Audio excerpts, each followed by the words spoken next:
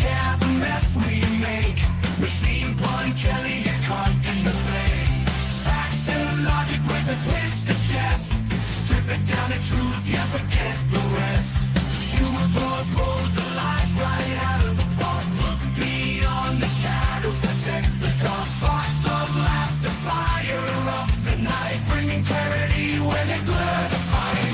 Cut through the chaos, yeah, the tangled lies. Fun Kelly with the sand clear eyes. Truths and jokes gonna rock this show. Step into light where the real facts flow.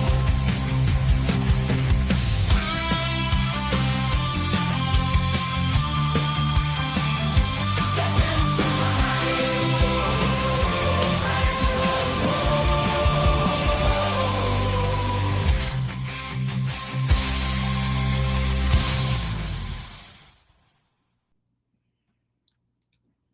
Hello, and welcome to the Pun Show. I know it has been a long while since I have done a podcast here. You can see I've got some boxes behind me right now. We're doing some organizing, so sorry about the clutter, but you can learn to deal with it. Anyway, well, you can depending on which format you're looking at it. If you're in the profile view, you can't see it, so that's good. But if you're not in the profile view, then there's all the boxes back there. Anyway, there is a lot that has happened since I have last been on here. Most of the Iran war has happened since I last broadcast. We've had elections. We've had all kinds of things going on. We've, of course, had just untold corruption. So if anybody wants to say anything at any point, just go ahead and hop on. If you want to say hello again or whatever. I'm hoping that I'll be back in a more consistent way again. I was just having a really difficult period. I think I've worked through things and I'm doing better now. But anyway, if you're watching, thank you for watching. And so I'm going to talk about a number of things here, and I'll just go through them in the order that they come to me. So the first thing that I'll talk about is just what happened today. Inflation is up to, what was it, 4.3% or something? Let me Google that real quick and make sure I'm being accurate. 4.2%. And it was in that Donald Trump's response to that is that he loves the inflation. Hey, Harry. I really enjoy seeing some of my viewers again. Yeah, I'm glad to be back. Thanks for watching, buddy. Maybe we'll get the Harry and Gary show again. Anyway, so this is like almost like all his campaign promises are tied to that one statement that he loves inflation, right? Like, because why is there inflation? There is inflation. It's not entirely exclusively because of the Iran war, but predominantly because of the Iran war. There's also some other factors that are playing in, like the tariffs, like the effect of mass deportations on the economy. Those are also because, you know, like when you cut supply, prices go up. When you cut out the people that provide the supply, you cut the supply. So yeah, inflation is up thanks to Donald Trump. And he loves it. He said, I love the inflation. Harry says, did you see Donald Trump booed out of the New York City and Pete Hegseth booed out of the Normandy D-Day celebrations?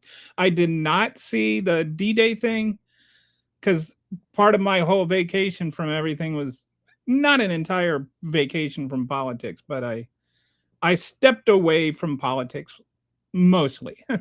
I needed to get some sanity back.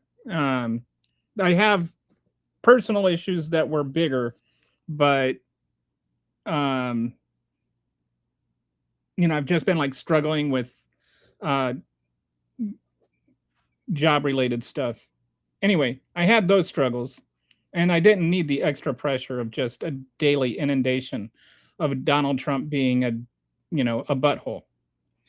I got to remember I'm a PG show.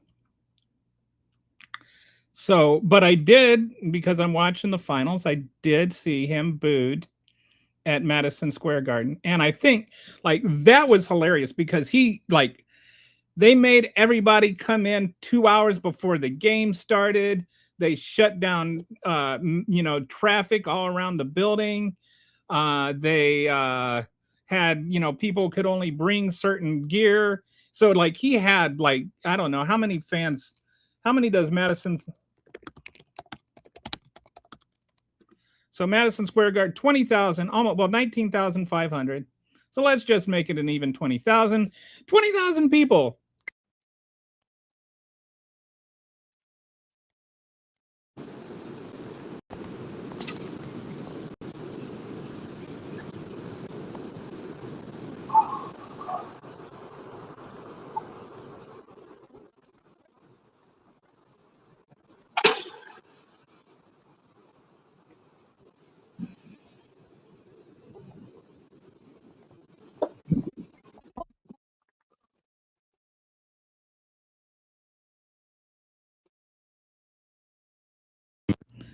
He's a narcissistic old man,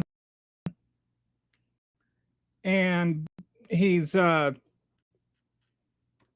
just thinks everything falls revolves around him. He's nappy dying. Nobody like he stays awake all night posting stuff on Truth Social, which is like calling a bald man curly or a fat man thin. So anyway, all right, we got some highs. Okay. All right, we got Mohammed says, hi, Mohammed. How you doing?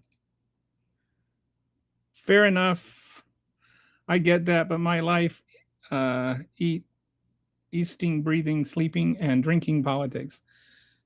Oh, can you hear me now? I think what happened is my wife. Can you hear me right now? Yeah.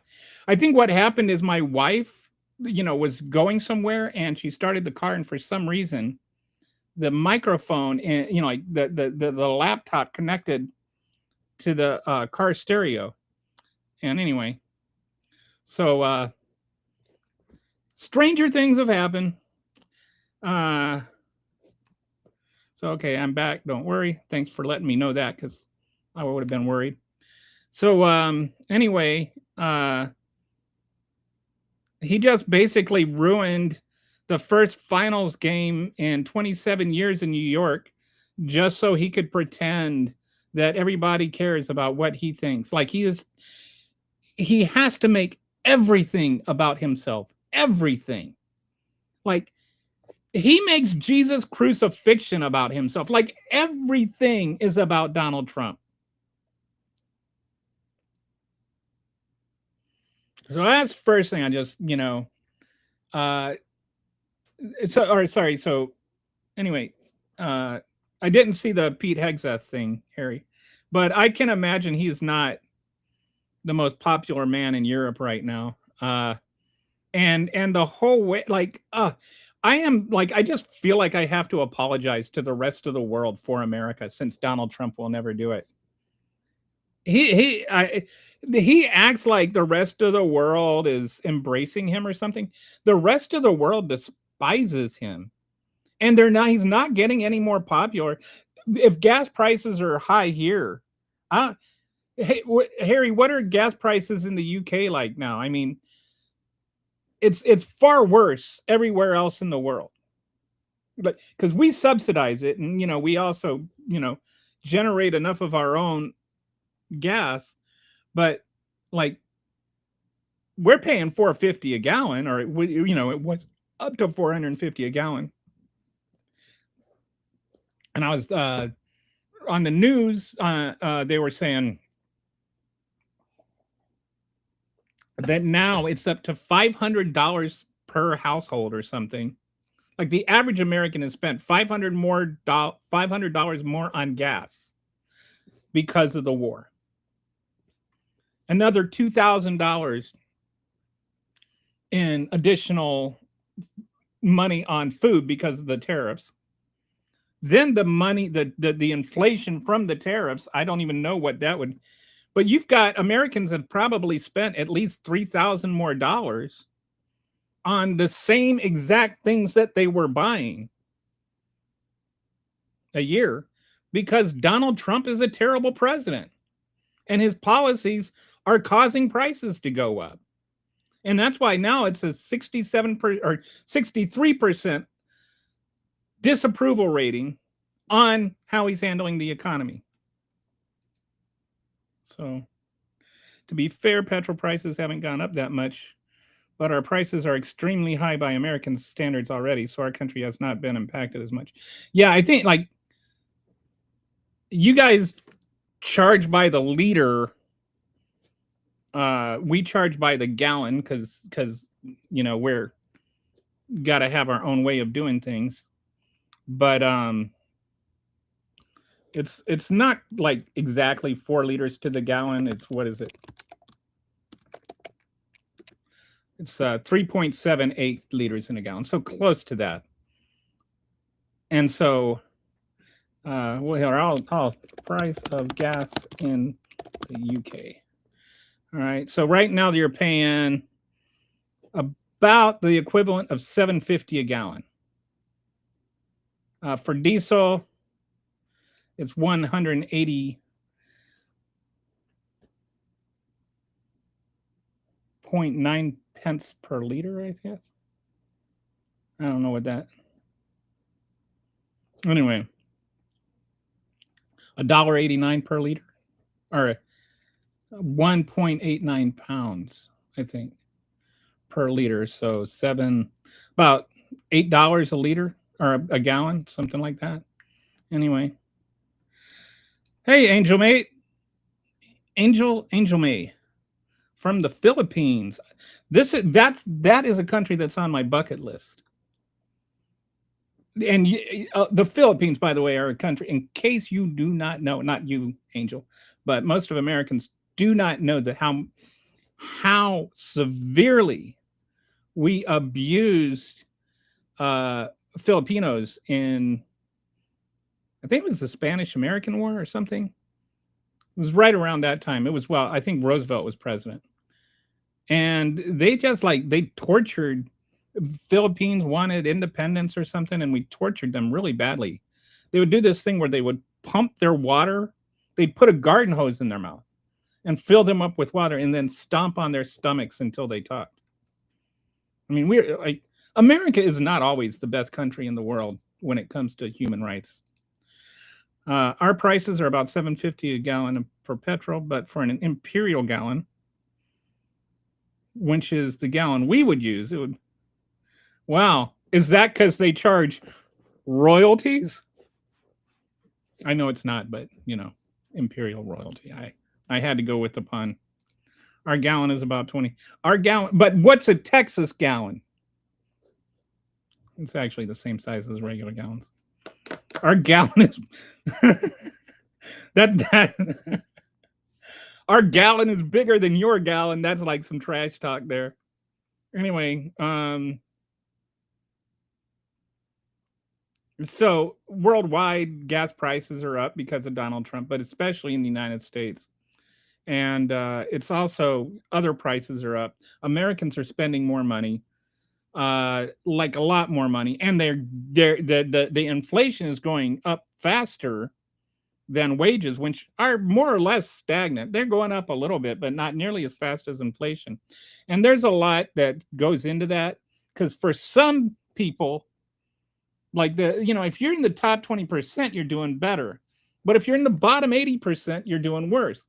And then there are a lot of people that this doesn't get talked about who were in the top 20%, but are now in the bottom 80% because AI took their jobs and turned it into a lower paying job or a temporary job. This is this is the struggle I'm going with because I'm a writer.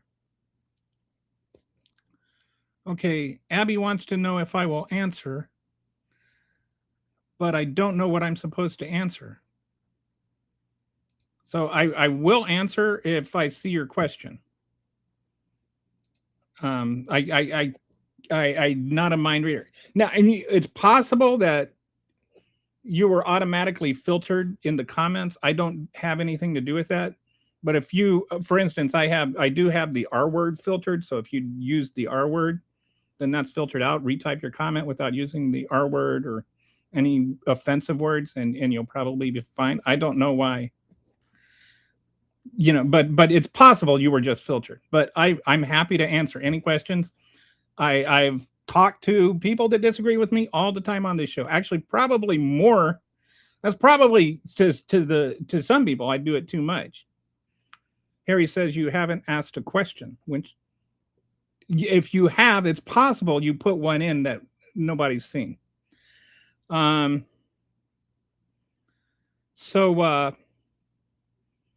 Anyway, that's one thing I wanted to talk about is just this inflation. And that's the reason Donald Trump won the election. Like, people get so caught up in all kinds of explanations and they overcomplicate things. Hang on one second. I'm just going to do this. Hey, Google, turn on the lights. Get the lighting a little bit better in here. 2 out of 4 lights on. Oh, shoot. Hey, Google, turn on the white light. White light offline. Oh, okay. Hang on a second. I'm going to have to do this. Sorry. It's an amateur show.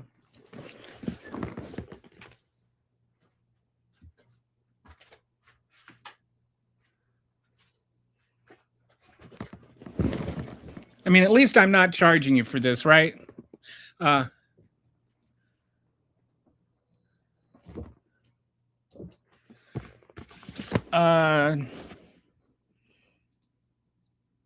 Yeah, Harry, I can, I'm actually not on YouTube. That's the problem. So I'd have to go there and do all of this stuff to make you a mod right now. But I'll make you one after the show. I think I've known you long enough and well enough that I trust you. And so if Brett shows up or Kitty shows up, they're mods. But is Abby still here? Did Abby leave? I don't know. So anyway, we're all over the place today. Inflation, Donald Trump's fault. Inflation, why Donald Trump won. And to me, there's really, it's not even like a challenging question of why he won. Every day in the news, it was, oh, the Dems, or is inflation going to cost Dems the election? It's all everybody heard about. Inflation. It was only 9% for 1 month, and he brought it down. He actually did a pretty amazing job of landing it, of not going into a recession. But Donald Trump doesn't care. People don't care. The media doesn't care. And so now where we're at war with Iran, with inflation back up, the highest it's been in 3 years, and going up even more. Like, it's not going to come down in August or July, people. It's not going to come out. It's going to be expected to be above 4% until elections. It's not coming down anytime soon. Even if the war were to end today, which it's not going to end today, in spite of the fact that Donald Trump, 4 days ago said it was going to end in 2 days. He keeps this. It's going to come out 2 days after his health care plan.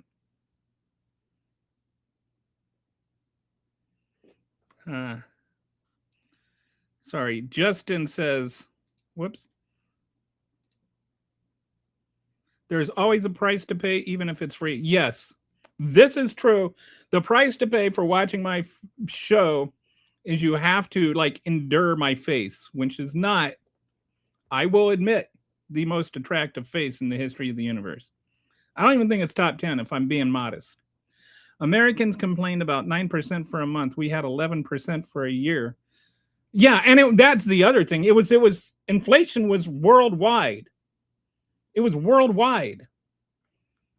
And it was because of a number of reasons. It was one of the biggest reasons was the COVID the coming out of COVID and the supply chains and all of that. That was one of the reasons. That caused a lot of it.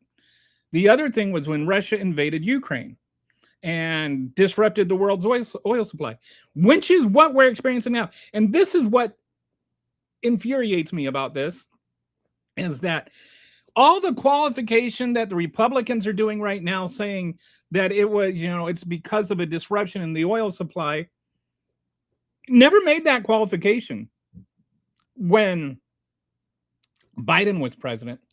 And Biden isn't the one that caused the disruption. They act like, oh, it's just, there was this disruption. They always talk about it in the passive voice, right?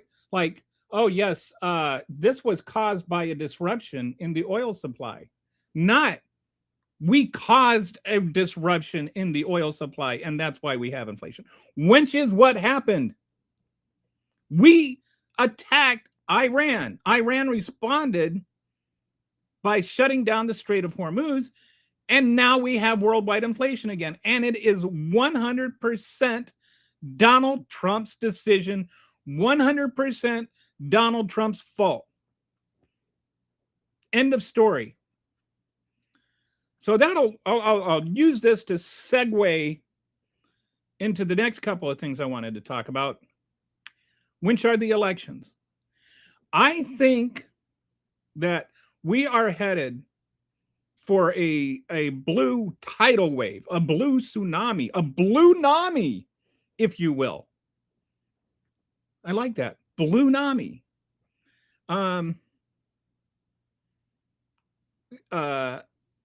There's going to be a huge shift. 67% unfavorable rating is like, or 63% unfavorable rating. You're getting into even Donald Trump's core is starting to fall apart. Between the war, the inflation, the Epstein files, all of that, he's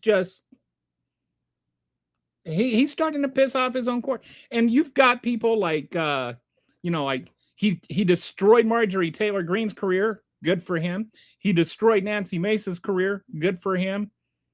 Matt Gaetz is done. Remember, what's his name? The cow guy. I can't even think of his name. Anyway, all these conservatives who tied themselves to him, he just like threw away. He doesn't care about them. His most loyal, all they did was say, or all MTG and Nancy Mace said is, yeah, sexual predators shouldn't be able to get away with it. And he's like, or not just sexual predator, pedophiliacs. I don't know. Pedophiles, that's the word.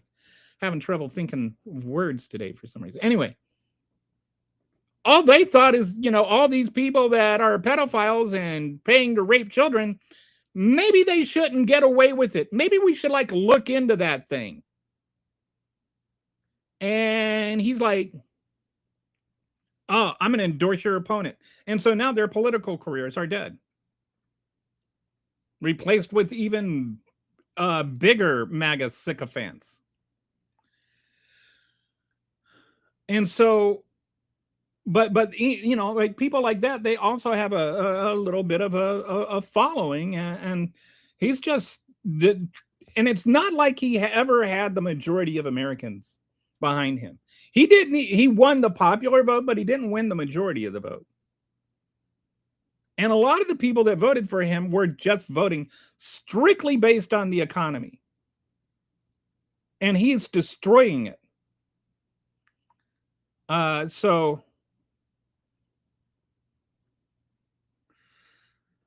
Carol says, yes, it is all Trump inflation, Bluenami. I want to make this term happen. Bluenami is a good word, I think.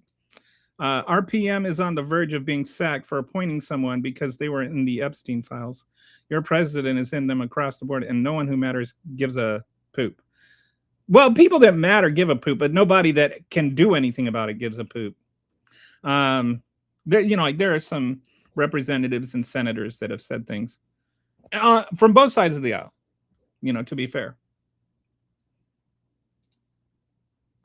I don't know what TR is. I'm sorry. Carol, have you been on the show before? I think this is the first time I remember seeing your name. Or have you watched the show before? You're not technically on it. So I think this Bluenami thing is going to happen. And so leading into that, I want to talk a little bit about Graham Plattner.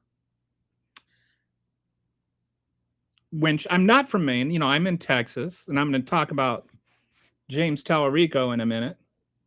But first, I want to talk about Graham Plattner.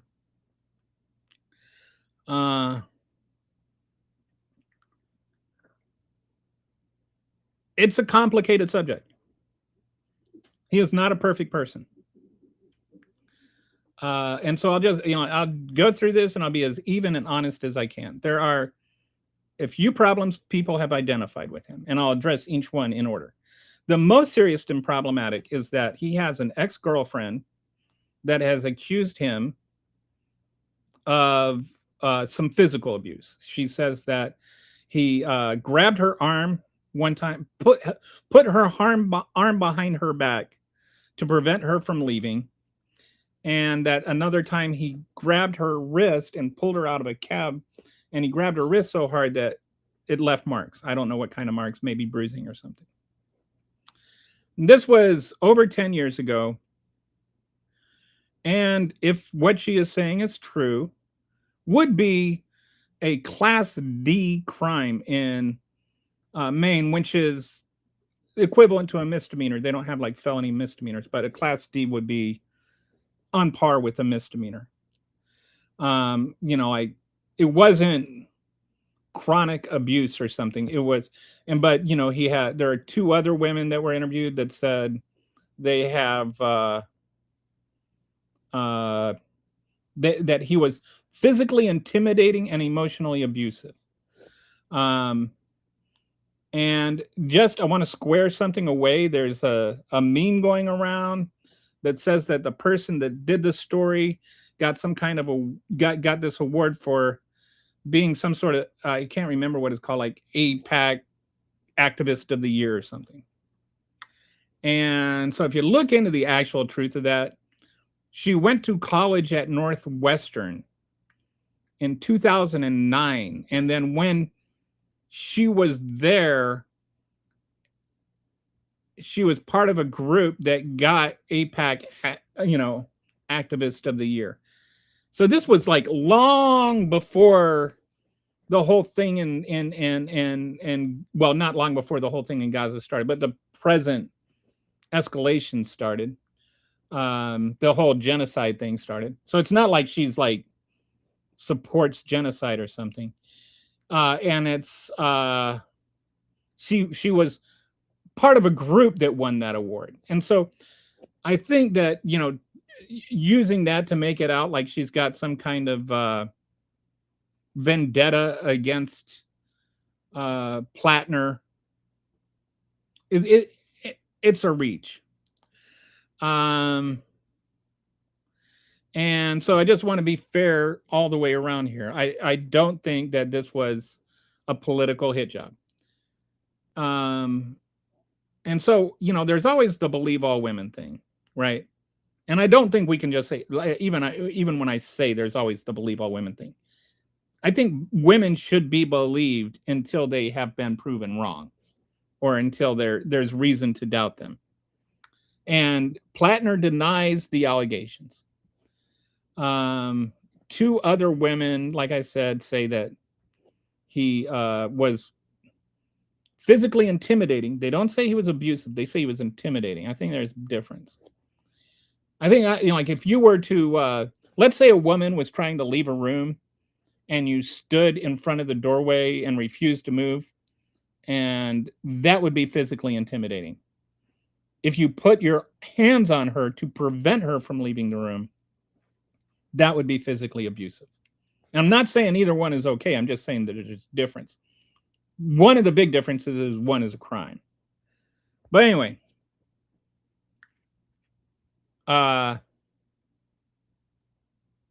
let's say that what she's saying is true. Is that disqualifying? He was a three-tour vet who went through 3 tours of war. He had he's a combat veteran. He's not just eating like he's not in a non-combat situation. He had PTSD. He was drinking. He was having some emotional issues. According to him, and he's gone through counseling and he's worked those out. Subsequent to those relationships, he's had 3 more girlfriends and a wife. And none of those all those relationships are defending him now. Like none of them are accusing him of abuse. The 3 women he dated have all said he never did any of that with them. And, and his wife is still with him and defending him and saying that their marriage is stronger than it's ever been. So there's all that. I think there's a very real scenario where he got drunk a couple of times and did put hands on this woman, and that it's wrong. At the same time, I think we can also allow for the fact that he's grown. He went to counseling. He got help. He had very real reasons not to put hands on anybody, but he had very real emotional issues caused by his service. So there's, like, I'm not excusing it. I'm understanding it. And there's a difference there. And he's gone through counseling. And, I think there's a very real scenario where he does not remember that. Maybe got drunk and blacked out. And so nobody's lying. They're both saying the truth as far as they remember it. And he did that. But who he was is not who he is. It's not like he's going to go to the Senate and start putting women in arm bars to keep them from leaving or anything. I don't, and he hasn't been that person for over a decade. It's not like this, like this happened 6 months ago. And it's not like he's denying that he was, like he says, I wasn't a good boyfriend, and he's admitted to some of the other issues. So he owns his flaws and his faults. And he's grown from them. And I think we have to allow for people to grow as people. If we're gonna condemn Kristen Cinnamon for who she became, instead of what she ran on and who she was, then we have to allow for the changes in the other direction too, right? We have to allow for the fact that Graham Plattner has grown through counseling, sought help, gotten help, done the work on himself, and now he is not that person anymore. That's a possibility. So the second thing I want to talk about is, or connected that is this tattoo that he got. All right, and I actually should do this. I'm just gonna. Okay, it's called a Totenkopf.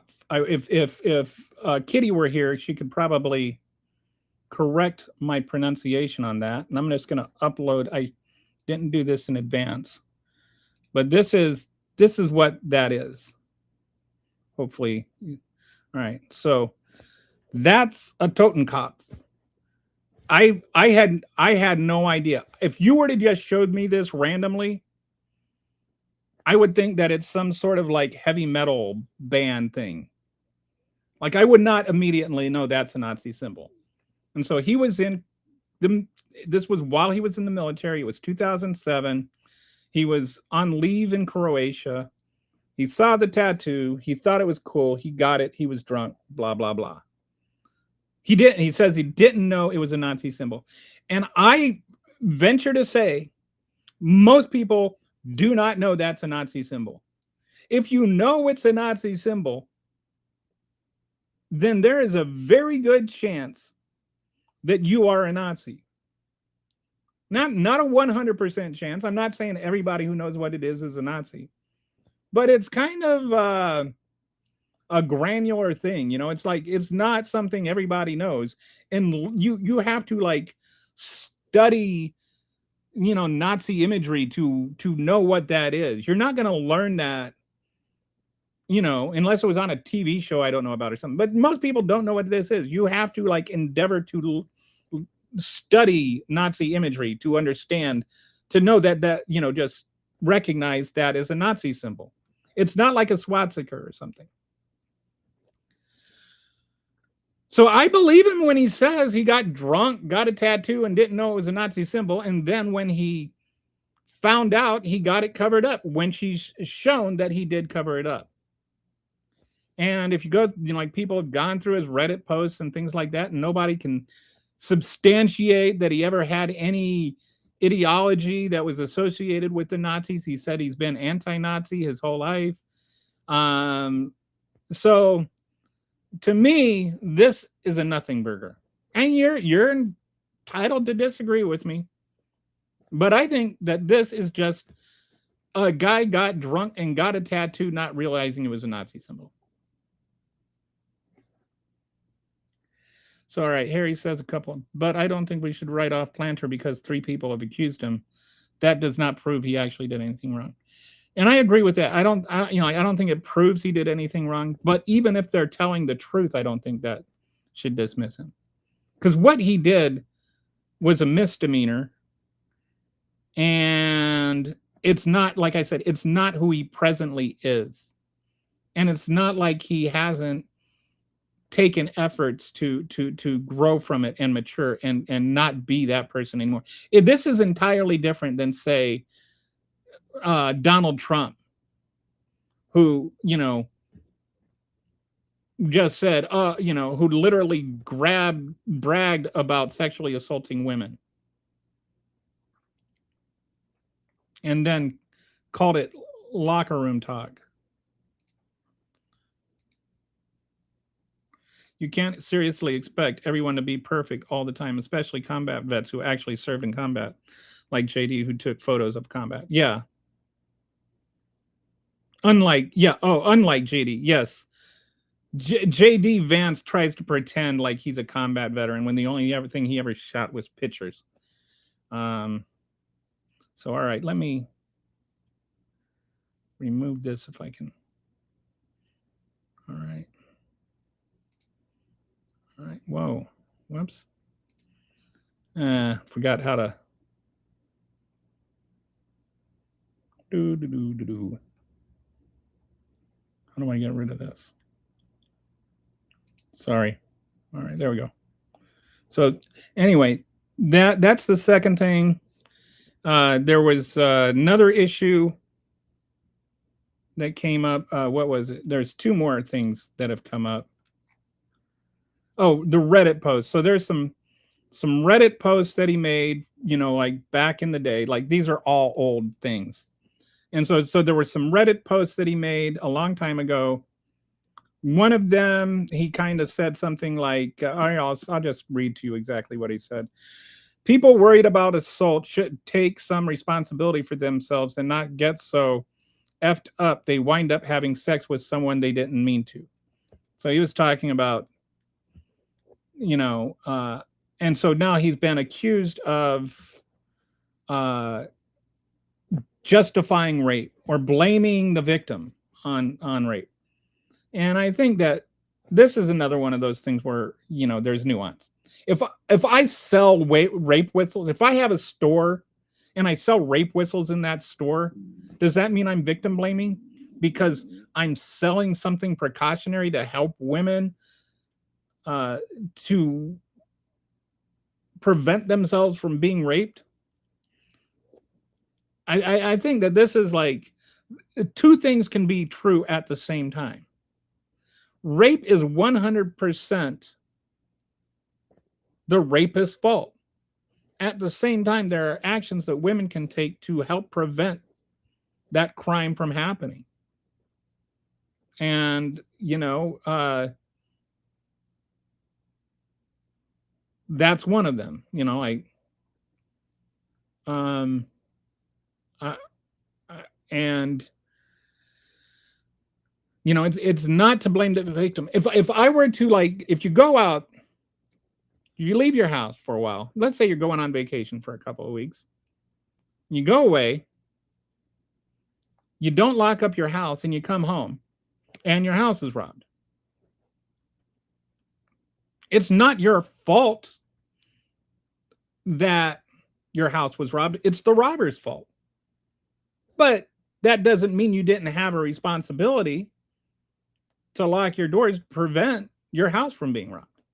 I think this is one of those things where there's nuance, and it's too easy to just get into this moral certainty.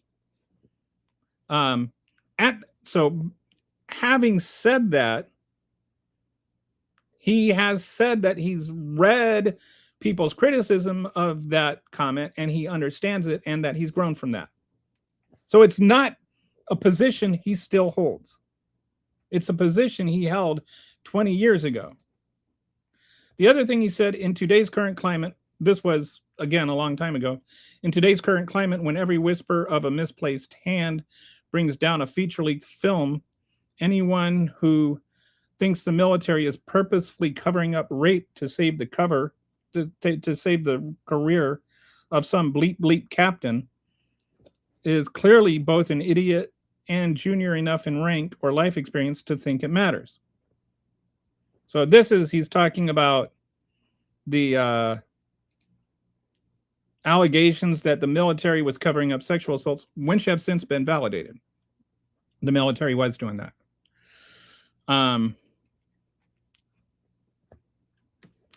So he said those things, and people were understandably offended by both of those things. But now he also says, I don't want people to judge me off the dumbest thing I said on the internet 12 years ago. I would like people to engage with who I am today. And I can honestly, on the military thing specifically, he said, I can honestly say I did not know what the bleep I was talking about. I have been for quite some time on the opposite side of this conversation. So he came around. If now he 100% agrees the military was covering up for rape.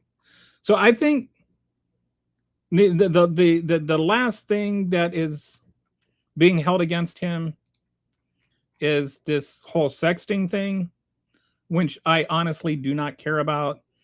He never actually had an affair. He just did sexting. His wife says that they went to counseling. They worked through it. Their marriage is stronger. If she doesn't care, why should I? Actually, even if she does care, why should I? But anyway, I mean, it's like a personal thing. Of all my things against Ken Paxton, that's like the least relevant. But it's funny how people that are defending Ken Paxton are attacking Graham Plattner based on these sexting things. All right. So, do I believe in Jesus Christ? Yes. Ask a question once and he will get to it. Don't repeat them. Don't repeat the same comment. Oh, hey, Skippy. I missed this. How are you doing, Skippy? Yeah, I talked about this a bit at the beginning. I was just going through some things, and I just needed to take a vacation from everything. I was having some issues that I've worked through. I'm back to feeling good.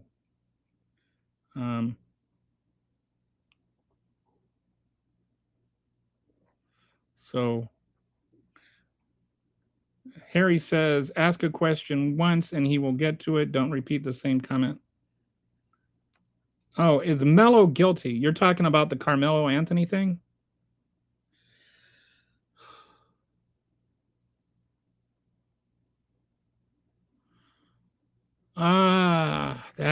That's a really difficult thing. I mean, is he guilty? Well, yes. I mean, he, put his knife in the guy's heart and the guy died. So, like, in terms of did he do it? Yes, he did. And there's all kinds of emotional rhetoric charged around this, and I can understand why some people would look at Trayvon Martin and say, okay, so why is that okay, but this thing with Anthony is not okay? Why is it only black people or only white people are allowed to act in self-defense? Is the way it feels. I think they're okay from what I've read, and this, like, I am not like extremely, I haven't been absorbed in this because I've been taking a break from the news, but from my understanding, he was in a tent and it was raining, and this other guy, whose name escapes me, the guy that he killed, is wanted to kick him out of the tent because it was only for the school or whatever, and he didn't go to school there. Like, I mean, to me, that's kind of a dick move, like to just throw somebody out in the rain because they don't belong there. And it might be there might have been some racist incentive there. I don't know anything about the guy or anything like that, but like, just let the guy stay out of the rain. I don't understand why that's an issue. Anyway, Anthony wouldn't leave, and so the guy started kind of getting up in his face, and then Anthony's like, if you put your hands on me, there's going to be consequences or whatever. And then the guy put his hands on him, but it wasn't like he was like throwing punches or something. He was, according to the witnesses, which, by the way, were all his friends, he was, trying to, gently push him out. Like, he wasn't like, violently attacking him or anything. And so then Anthony responded. He stabbed him in the chest with a pocket knife. The guy's dead, and Anthony was convicted of murder.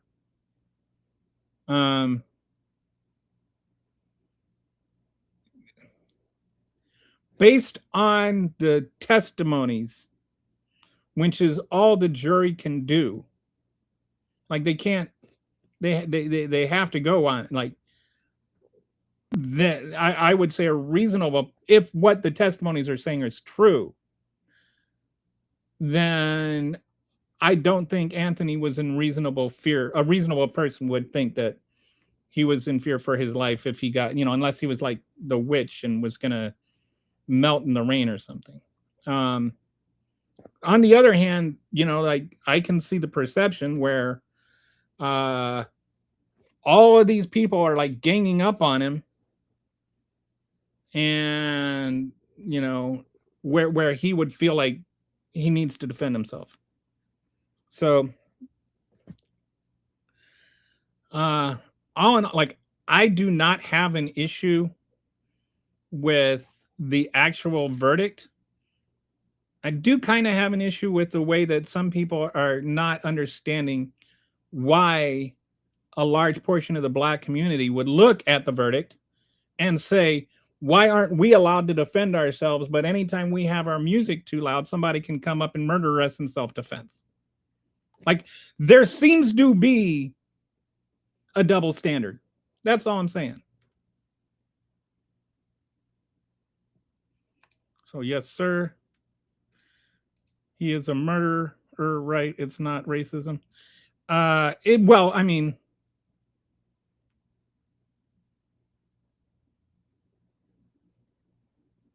I don't think that the jury was being racist. A fist versus a knife, self-defense. Yeah, but I'm talking about, like, Trayvon Martin, didn't have a gun. He didn't have a knife, but he got a bullet. So I think that that's where people are talking about there is a double standard. People talk about, Kyle Rittenhouse because the guy had a skateboard. I mean, where is the difference? So I think that the verdict was fair, but I don't think that what was his name? Chat something or other. Anyway, I don't think that the guy was like just an innocent bystander, just minding his own business, and then he came up there and stabbed him. I think the whole thing was provoked by the guy that got killed, but I don't think that that justifies the murder. He was free to leave. Yes, he was, but why wasn't he allowed to stay? Like, why not just let him be in the tent out of the rain? Who is he hurting? Like, if the other guy hadn't initiated everything, everybody would have been alive and nobody would ever know who either of these guys were. Parents had $800,000 and spent $0 on their child's defense. I don't know anything about that. Anyway, moving on to another topic. I, addressed that as honestly as I could. And I'm just being fair. Like, I understand why the verdict was what it was, but I also understand why a lot of people feel like there is a double standard being exercised. Because Trayvon Martin wasn't going to kill anybody. Trayvon Martin was minding his own business. And then the guy, I can't think of the guy who had his radio up too loud and he got shot. Like, black people who were never remotely a threat get killed. And they don't get that same benefit of the doubt. Like, white people can kill black people in self-defense, but black people can't kill white people in self-defense. I can see why some people would feel that is the message that is being sent. I don't think that is the message that's being sent, but I can see why people would be able to get that out of this. Again, I allow for nuance. I allow for people to I try to understand why people think and feel the things they do.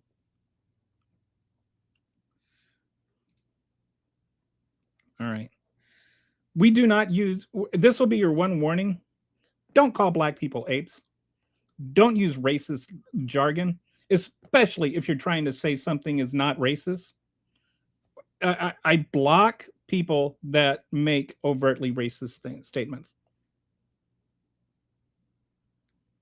All right. Yeah. Well, that's where you're not welcome here.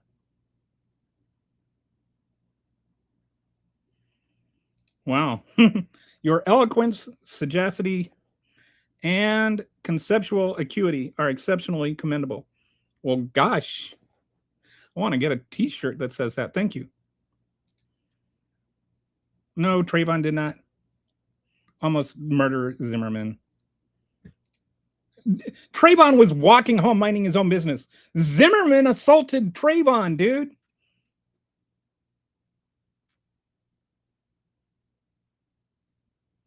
Oh, so now we've gone from racism to anti-Semitism. I thought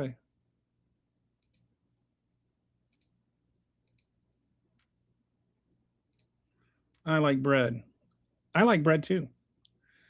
All right, so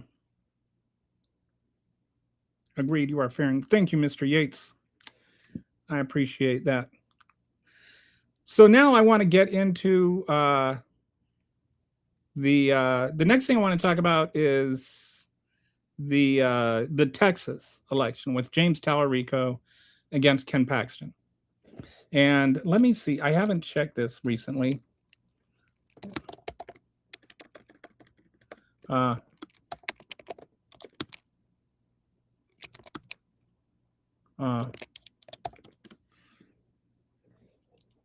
So they're tied in the latest polls.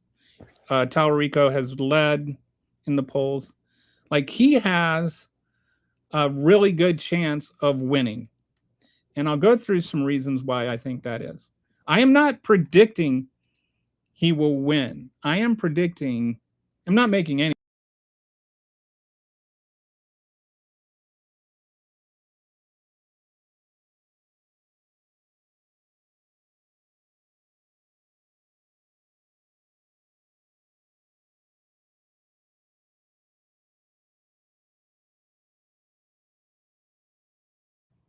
Am I back? Hang on while I get something here. Gonna plug in the hard wire to make sure that doesn't happen again. Sorry. I got a note thing saying, that I was disconnected and reconnected. So anyway, I disappeared for a few minutes or for about a minute. So Tallarico, back to Tallarico. I think there is a very real chance that James Tallarico wins. And I'll go through why. The number one reason is Ken Paxton is almost as popular as Ted Cruz. And Ted Cruz is not very popular. And while he did beat Beto O'Rourke, it was the closest election statewide in like 30 years or something. It's been a long time. And Beto is no Tallarico. And Ken Paxton is less popular than Ted Cruz. So that's the one thing. And like Ken Paxton, it's not just Democrats that don't like him. Remember, his own party tried to impeach him. And, some people may not know why, so I'll go through. There was another dude, this friend, I want to say, what is...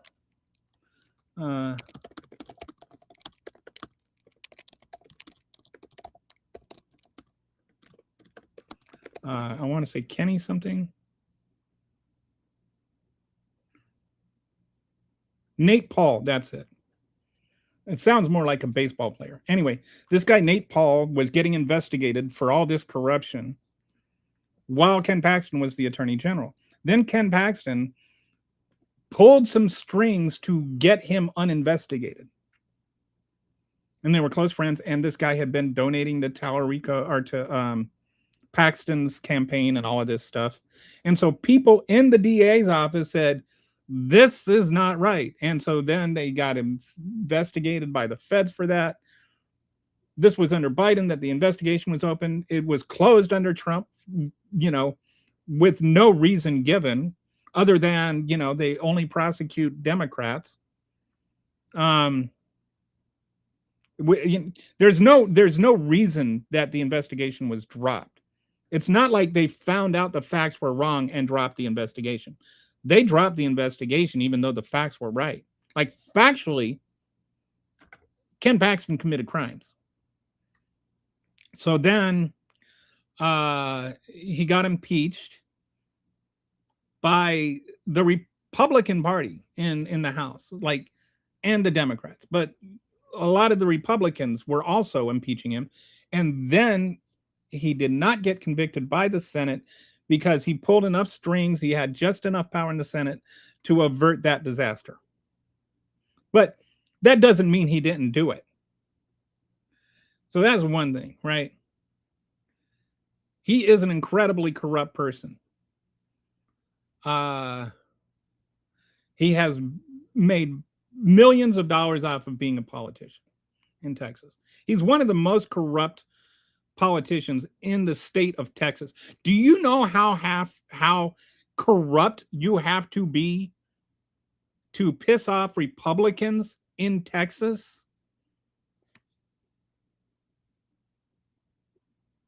You have to be really, really corrupt. So that's one. So that he's not already popular, right? That's number one. The second thing is he's tied himself to Trump in a way that he can never be untangled.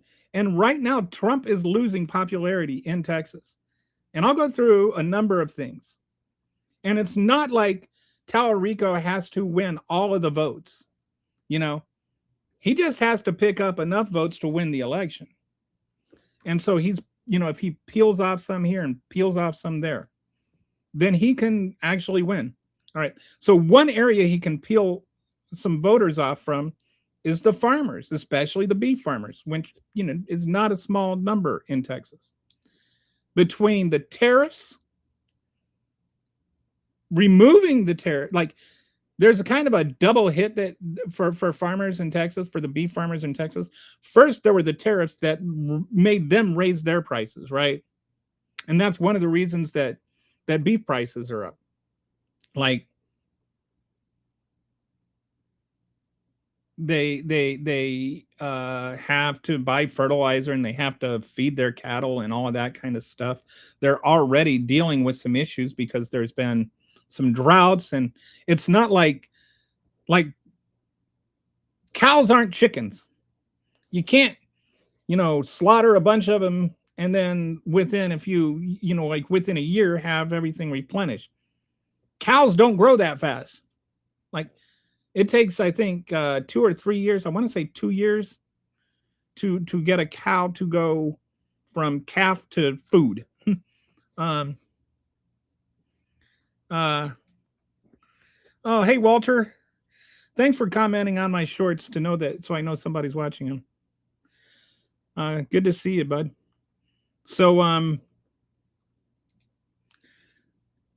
it takes 2 years to go from a cattle to food. So that's number one. They were already struggling. And then you had the tariffs that made it more expensive. Then on top of that, you had them cut the tariffs on Argentina beef so that you could actually have foreign competitors undercut, Texas beef, because the Texan farmers had to pay more. And then to cut prices, Trump cut the tariffs on the Argentine beef.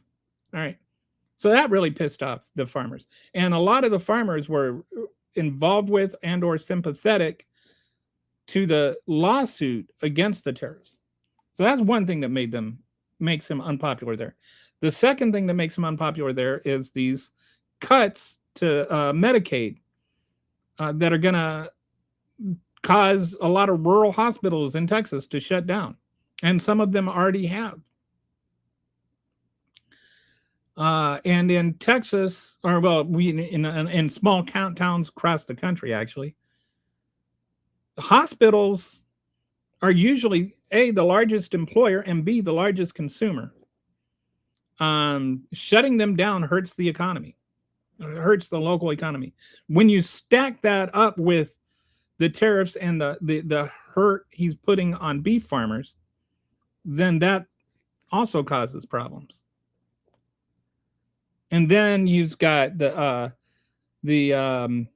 cuts to SNAP benefits, which don't just affect black people, believe it or not. There are white people who collect SNAP. Yes, there are.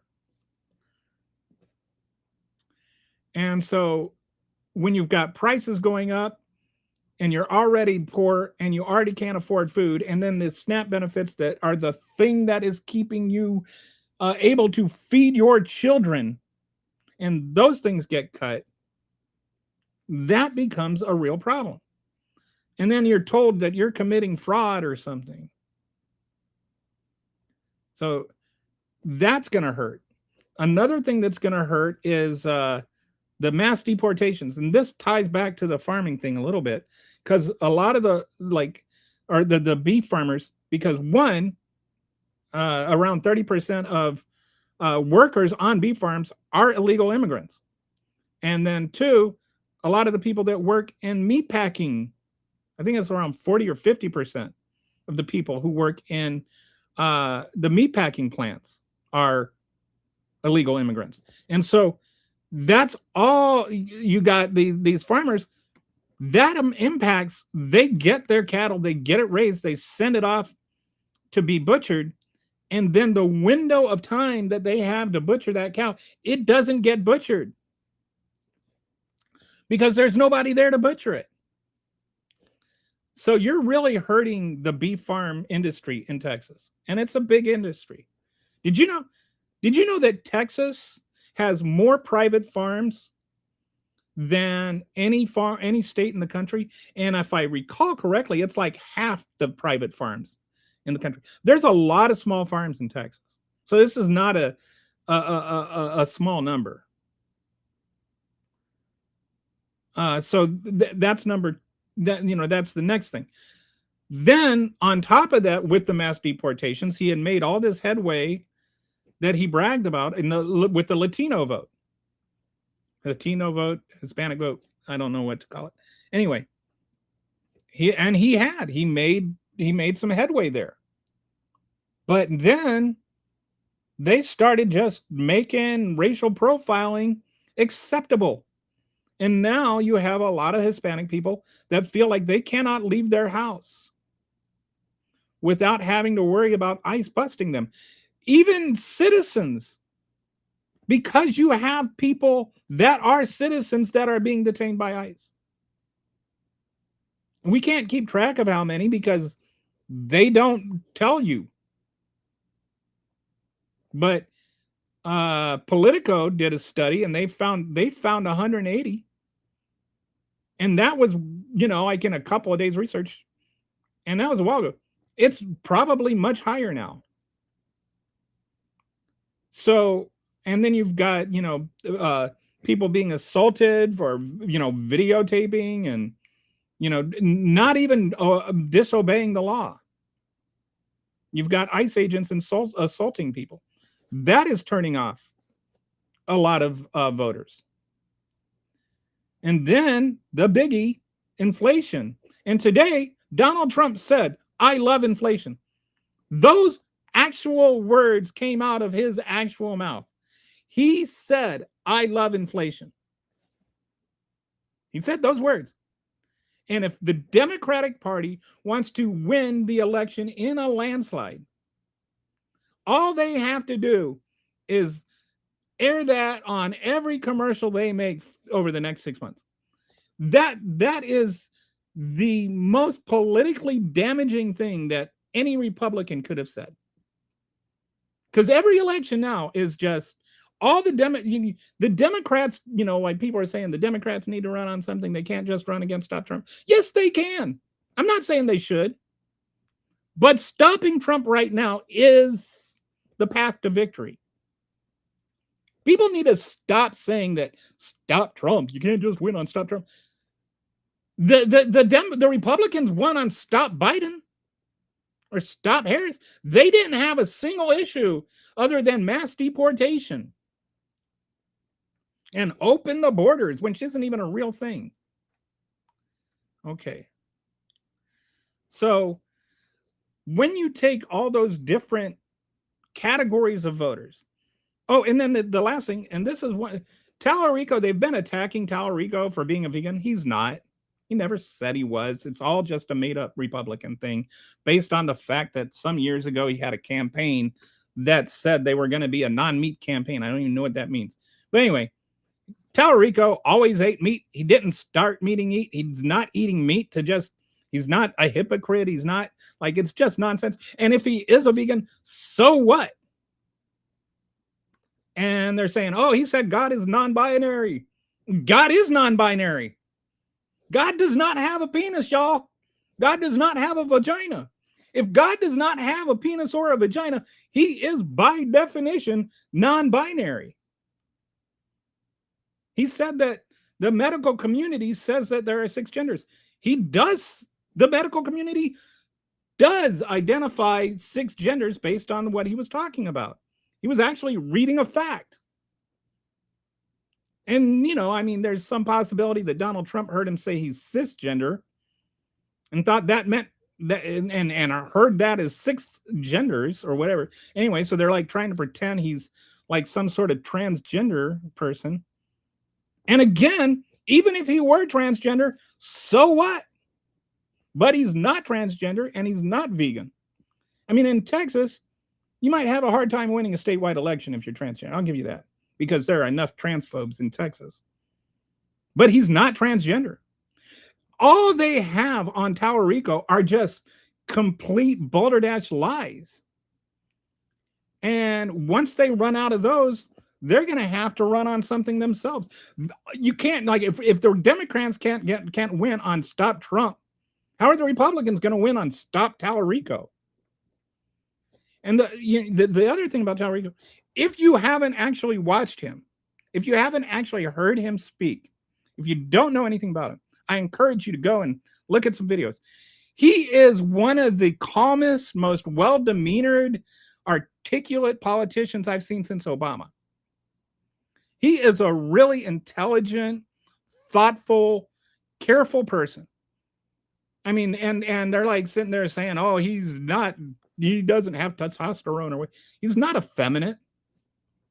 It's just there's such a weird attack on him that it's just bizarre. It's like they're flailing at everything that they thought worked in 2020, or 2024. They won in 24 because of inflation, and they can't run on that anymore. All right, so let me go through some comments. So I think, when you add up the Latino vote, oh, and one more thing, he's actually a Christian, and he's more Christian than Ken Paxton is. He's got a PhD in theology. He is a very genuine Christian. And so he could win some of the Christian vote. He could peel off some of the Christian vote, which is generally, like the white Christian vote is generally conservative, but he can peel off a percentage of that. He can peel off a percentage of the Latino vote. He can peel off a percentage of the rural vote. And when you start adding all of those things up, you could get to enough of an overall percentage of people that he has peeled off that he wins the election. So this is a very real chance for the Democrats to pick up a seat. And the last thing on top of all that is all the off-year elections that we've had that have seen a consistent double-digit gain by Democrats. So, all right, I'm going to go through some of these comments. I can't remember the last time I bought a steak. No steak money. Right? I mean, I can barely afford ground beef anymore. $78 doesn't go so far. I cannot afford meat anyway. I was joking on Twitter that Donald Trump is doing more to get people to not eat beef than AOC could ever do. All right, so half hawk, half man says, "Hey, bro. So the mainstream scientific view is that abiogenesis is nomologically impossible and likely occurred on Earth. But the detailed mechanisms, I don't know what abiogenesis is, and I don't know what nomologically means. So let me look this up. I don't know what it. Oh, so you're talking about life happening spontaneously? Abiogenesis is natural process by which life arises from non-living matter such as simple organic compounds.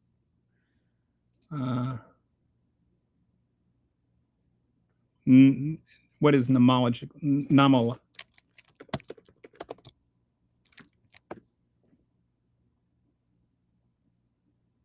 Okay, according to the laws of physics. All right, so I've translated that into words I understand, and likely occurred on Earth, but the detailed mechanism. I think I can agree with all that. I don't know if, I don't know what that has to do with anything. California's election is cheated. I'll get into that later. Support ICE. I'd rather not. Thank you, ICE, for enforcing our immigration laws. They're not. They're actually breaking our immigration laws. If you're going to tie asylum in with immigration, then they're breaking those laws. They are detaining infants. That's against the law. They're detaining illegal immigrants for more than, 30 days, I think is the limit, without any chance to see legislation. They aren't enforcing our laws. They're breaking many laws. They are enforcing some of our laws, but they are also breaking some of our laws. Also, another thing that's against the law is murder, and they've murdered American citizens. Democrats hate America. We do not hate America. I would say when you say Democrats hate America, then you are hating Democrats. And if you hate Democrats, then you hate half of America. Why is it you don't hate America, but somehow if I disagree with you, I hate America? No, we love America. We just don't want to see Donald Trump ruin it. Why do all these lib Democrats look the same? I don't think we all look the same. I certainly hope nobody else has to go through life looking like me. Well, at least here in Philadelphia, you can get affordable bourbon. Somebody hosted over 10,000 bottles worth last Friday. Wow. If I still drink, that would be cool. You're wasting your breath. Okay. I don't know what. Yeah, you already said that. Okay. We love what ICE is doing. Okay. You do, but, you know, a lot of people don't. Yeah, Nick, that gets you banned. I was molested as a child. You start calling me a pedophile, and you're done. You're not allowed here anymore. Okay.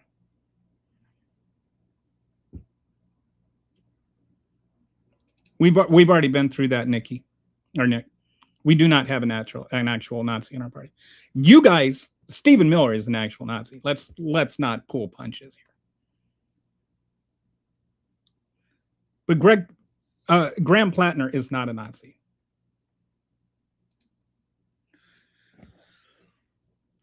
I covered this already, but he got a tattoo that nobody knows is a Nazi symbol.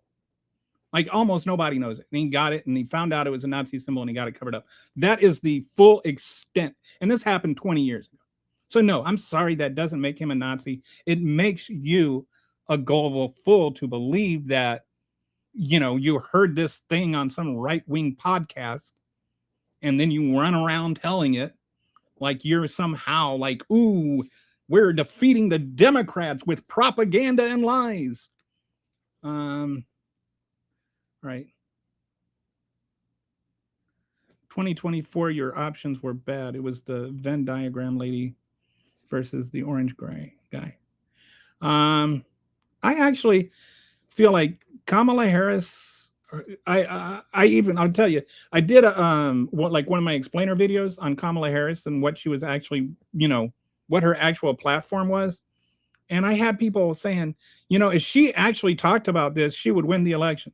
And like Republicans, like Trump voters said, you know, this sounds like it's good.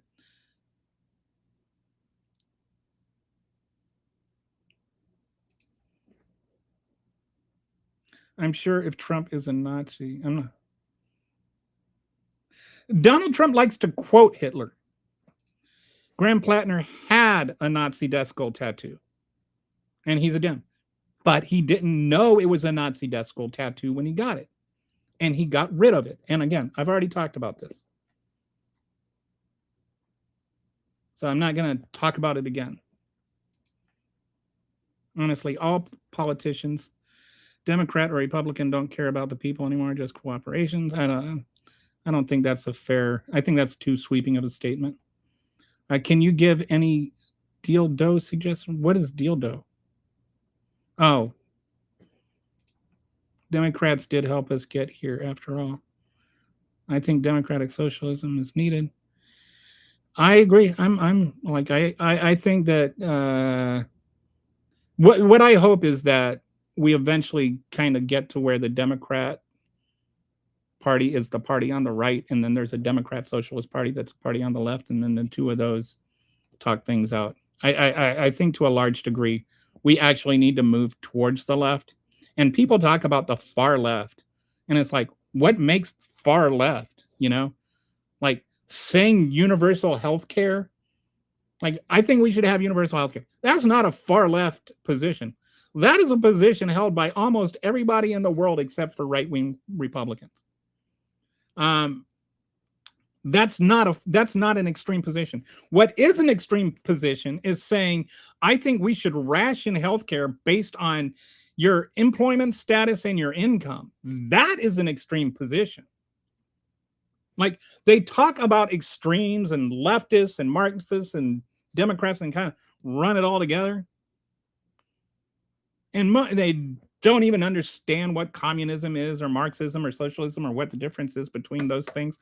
They just like to throw out epithets. And then if you properly call them a fascist, because they exhibit all the jingoistic, nonsensical ramblings of a full-fledged fascist and quote Hitler, then it's like, oh, you're just destroying that word.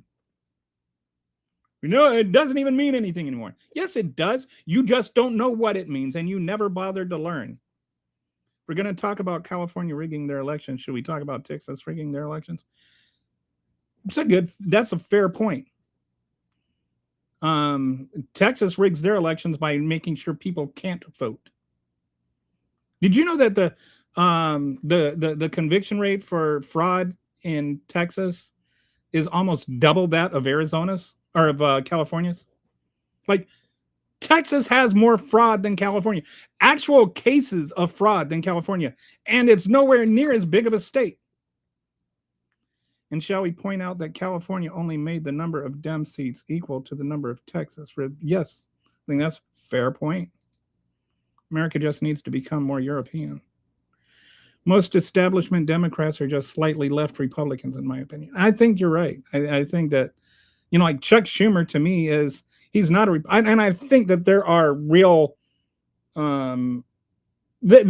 differences. And I think people, like, I'm 58 and, been politically aware since I was 12. And so I've been watching this game unfold for 46 years. And there have been real divides between Democrats and Republicans for, that whole time. I'm not saying it started then. I'm saying that's when I started, paying attention. So I think people overly try and,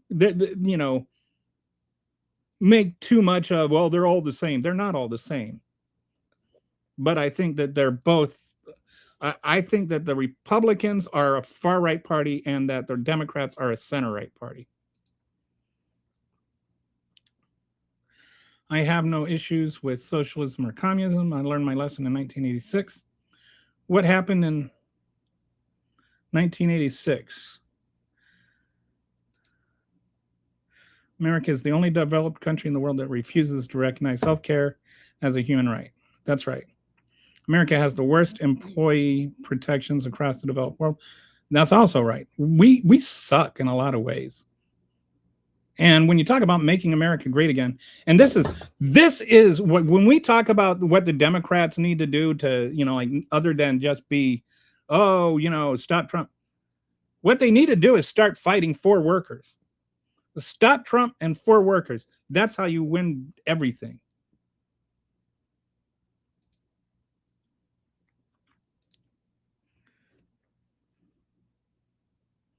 As a woman, I've lost rights in my lifetime, depending on the state that I'm in. That is insane.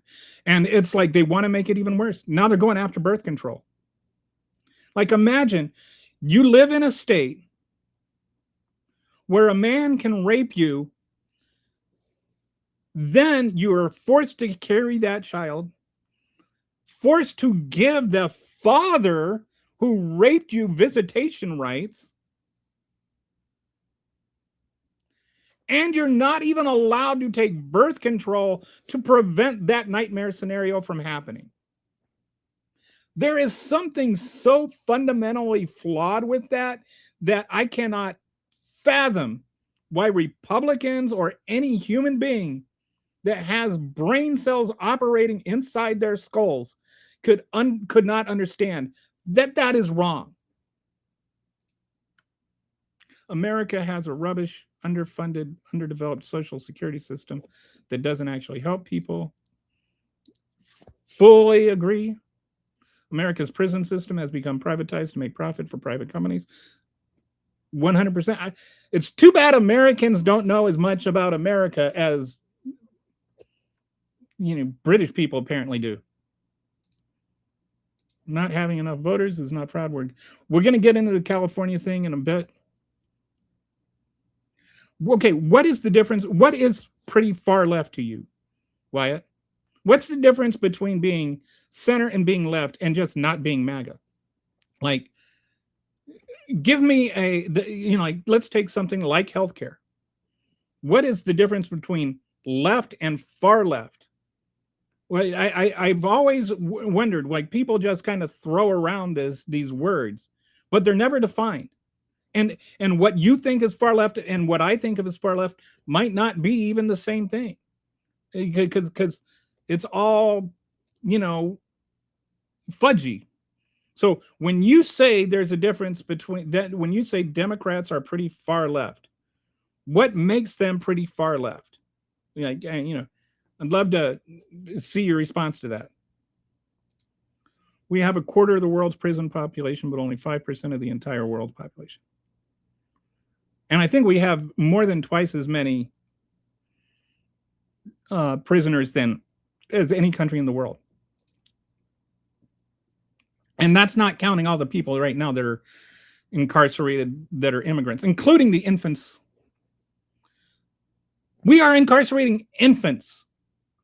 Like, that should, like, if you hear we're incarcerating infants, and you don't have, and they're not just being incarcerated, they are being held in conditions that are illegal by prison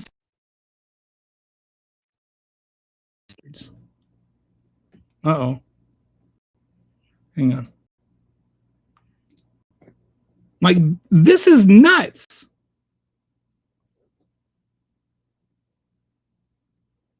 I'm from California.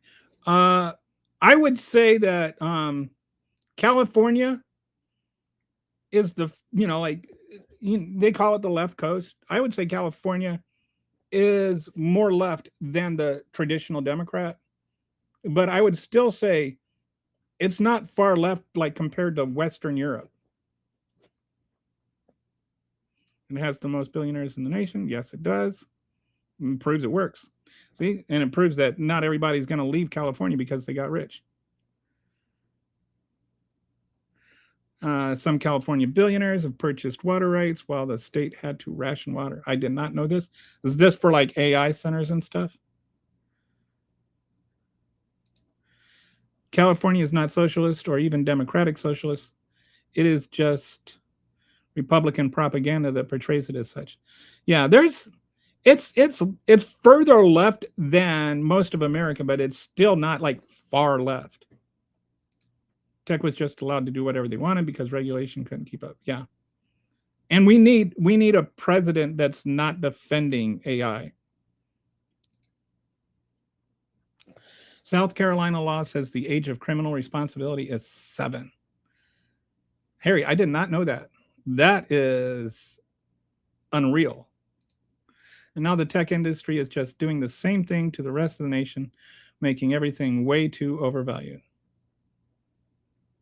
Europeans go to school for free in most nations. Right. And not just high school. I think most countries you can get a college education. I think some of them you can even get, graduate degrees and not have to pay. Other countries you do have to pay.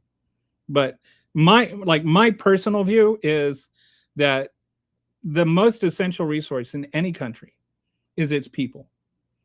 And because of that, the best thing you can invest in is those people. And the best way to invest in people is education. So I feel like any person in America should be able to go as far as their intellect, their curiosity, and their ambition take them. If somebody is capable of getting a PhD, they should be, and desirous of it, they should be able to get a PhD. If they want to go to trade school and be an electrician, that's fine too. I'm not saying everybody should get a PhD, but I think that if you can and you want to, you should be able to. There shouldn't be artificial barriers to it.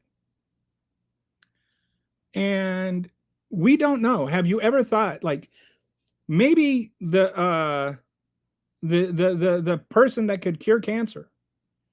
And even, I mean, like people say cure cancer as though like you can cure cancer because cancer has so many different things. But let's say that you could cure a certain form of cancer and save millions of lives. They have that potential, but they don't have that money. And so they never get into college even. And so wealth extraction state, you even get job in industries after college. That's, I did not know that. That's good. America, in some states, you can own an AR-16 but not drink alcohol till 21. That is backwards as bleep. I think that's almost every state. My mom had lupus, so I couldn't afford to go to school. Her illness bankrupted our family, which is never a thing that should happen. So there's like, this is what I mean. This is the example of a far right government. Number one, people should not go bankrupt because they get cancer. That's a far right symptom. Number two, people shouldn't have to forego school because their mom has cancer. You know, all of that, you know, and people are like, oh, you just want free school. No, I want my taxes to pay for that instead of killing children in Iran. I don't, Texas would like to get a vote there. Let me see.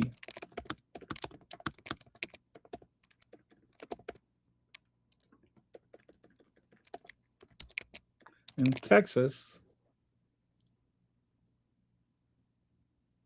Oh, in Texas, you have to be 18.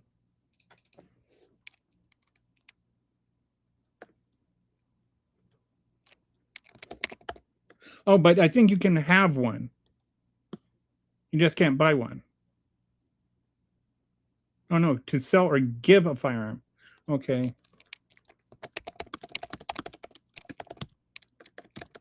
So I'm actually surprised.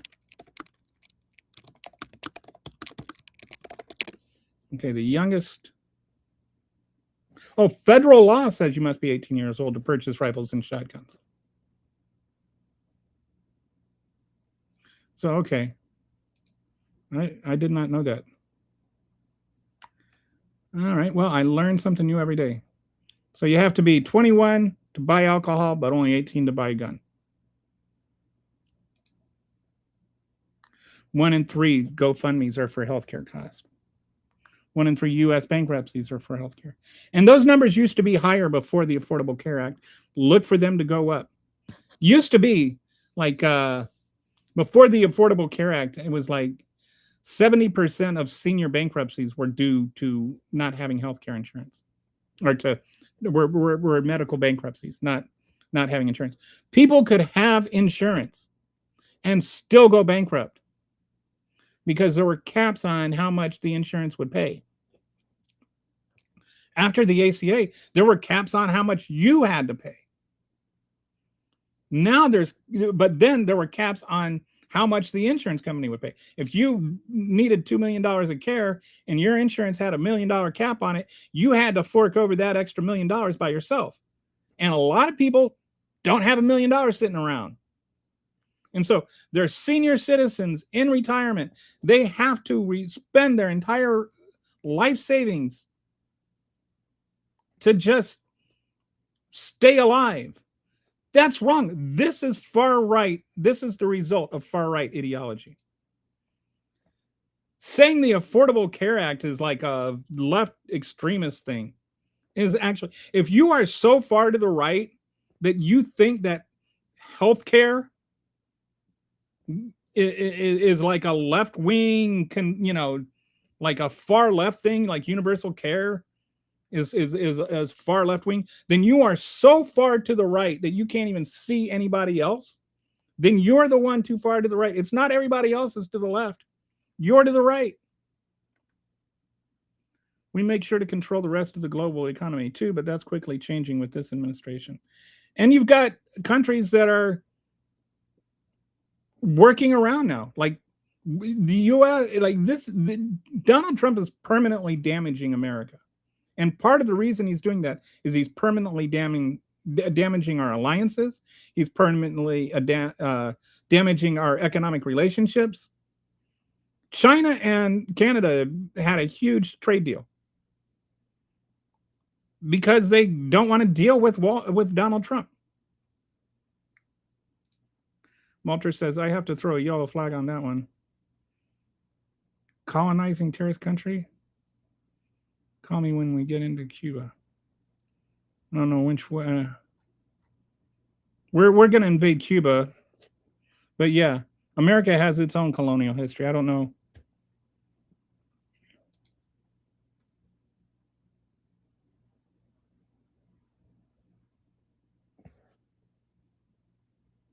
Yeah, I think this is when you have to be 30. Yeah, I'll look into this because I mean I know kids that go hunting with their dads. So I mean, like I guess you can have one, but you can't buy one.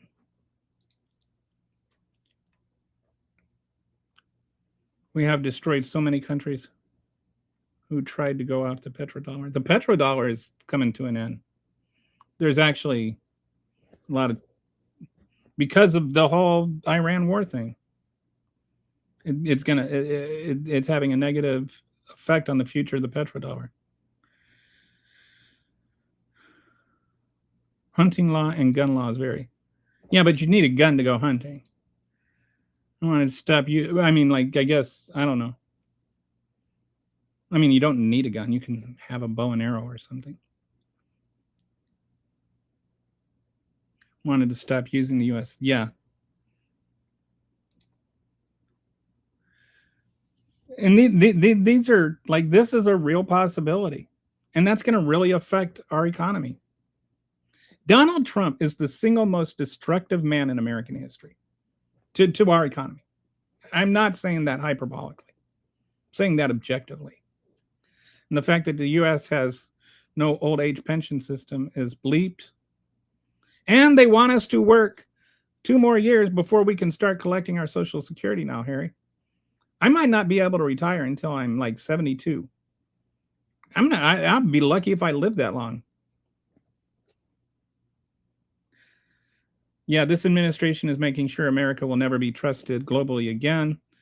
Yeah, that's fair. I think BRICS is going to take over, and that's scary because they're dictator countries, some cosplaying as a communist country.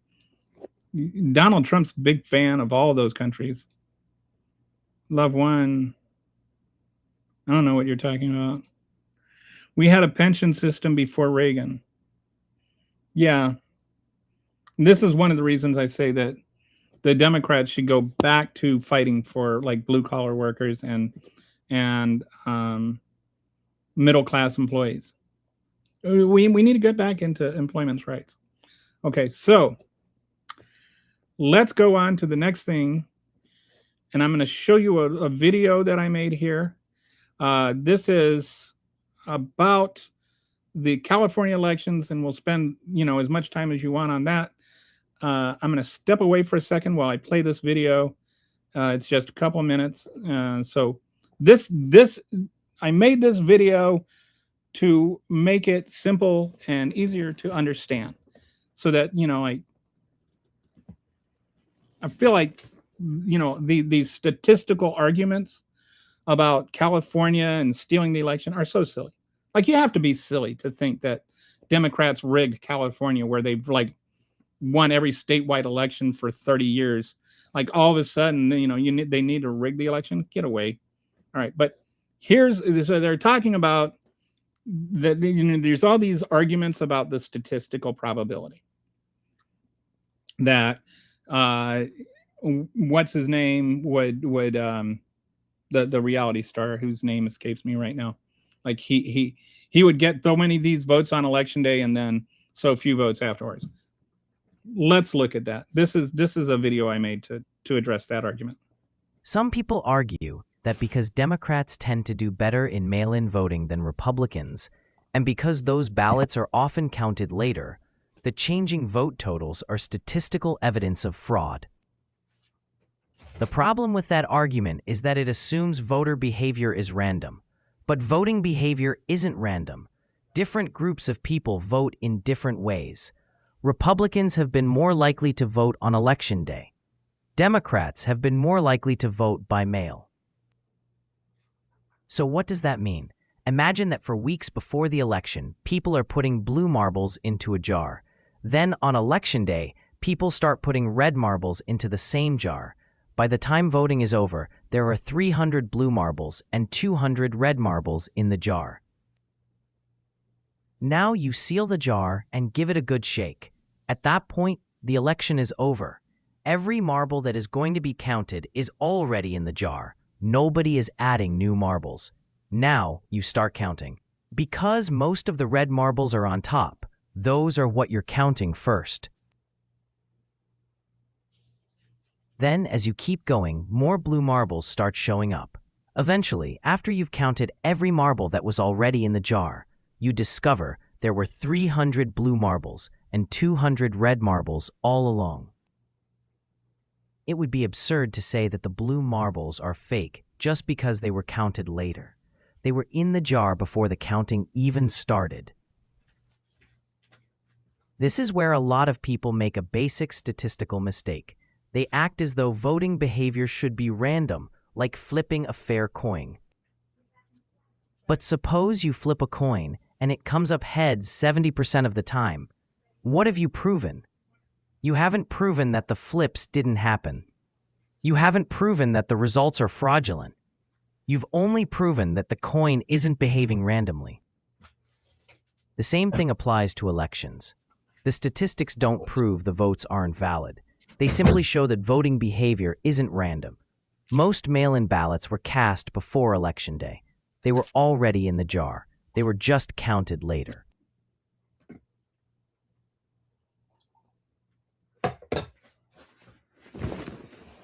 Okay. So, any thoughts on that? So, like, they're trying to pretend like there's some sort of massive conspiracy and this is a statistical thing. But all they prove is that human behavior is not a statistical thing. Hang on one second here.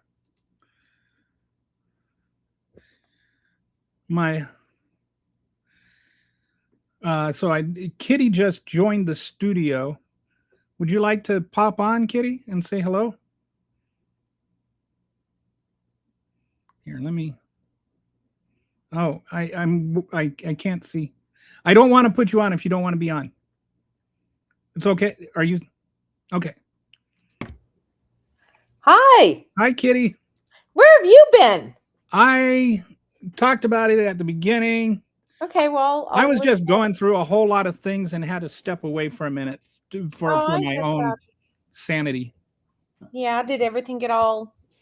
Well, more or less. Some ways I feel like I got some soul cleaning done. Oh, So, good. Good.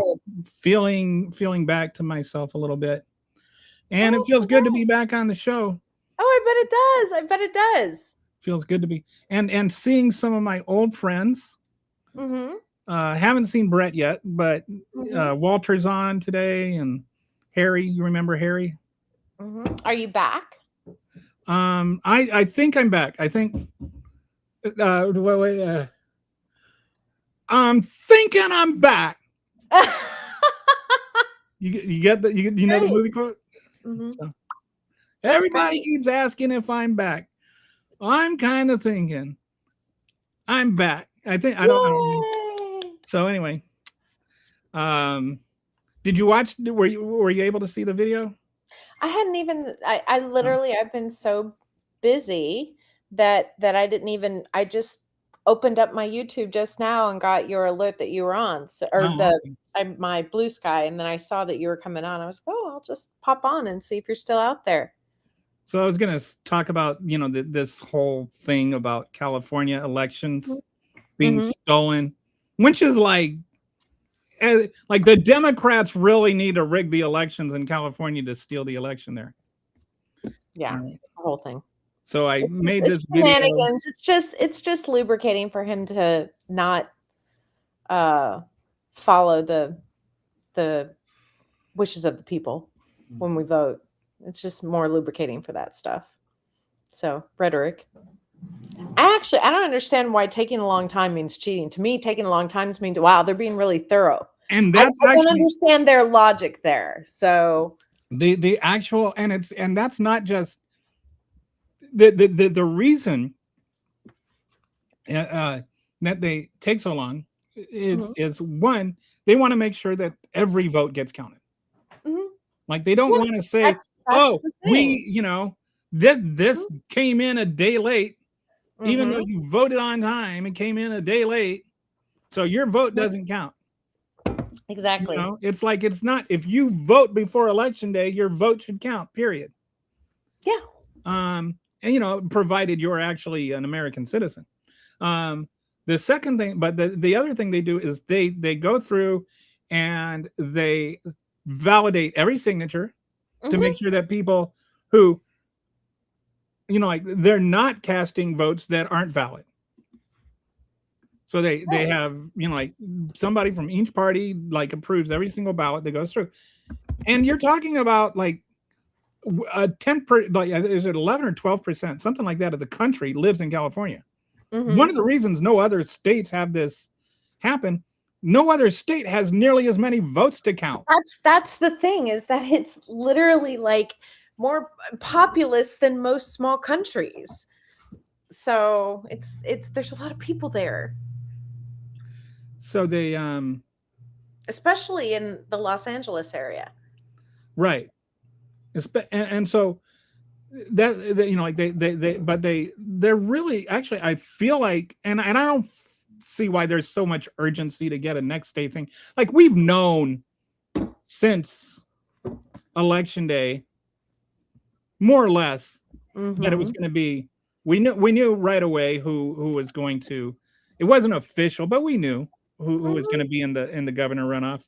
And there was some uncertainty about the second person in the mayoral election. And that's where they get into all this stuff. But there was absolutely no way Donald Trump Jr., whatever, not the actual Donald Trump Jr. No, you're talking about the Hills bro trying to make his next money because he's blown through all his cash. Yeah, the reality star that. Yeah, the realities are from the Hills. Oh, the Hills. Oh, is that? I didn't. I know nothing about reality TV. I unfortunately do, and I've seen a couple of episodes. Not really my thing. Not, me. It's not my thing. So anyway, he's gone, and then they're all upset about it. But like, there was no way he was going to win the runoff anyway. Not a chance. I mean, this is like stealing your own car or something. Totally. All right, so we're gonna go through some comments here, and so. Well, I want to catch you up with what's been going on my end. Okay, go ahead. So let's see. We've had a couple cease and desist letters. Oh, okay. So you're talking about from the Epstein thing? From my Epstein wiki, yes. Awesome. Yes. You got some attention. We've got some, well, I didn't personally, but one of my sleuths has. One of them comes from the president and the first lady of the United States. Wow. Yeah. So we're definitely getting some attention. Several of my sleuths have broken some really big stories via the Epstein case, and we are starting our own podcast at the end of the month on the 30th called the Butterfly Bureau. Oh. So that's basically going to be more reiteration and explanation of the things that we've been putting out there into the world, and so on and so forth. So well, I'll definitely pump that out for you. Thanks. And I think there's real value to that. I think that this is one of those things where, people are learning by osmosis, and they're not really getting all the details. So, and it's one of those things where I just do not have the wherewithal to, like, this is like just such a massive thing. Well, and again, there's like Who's the one guy that you had there's on? like 30 of us. Oh, There's like 30 of us sleuths now, and about 15 of us are active daily. who's the guy that was on the show?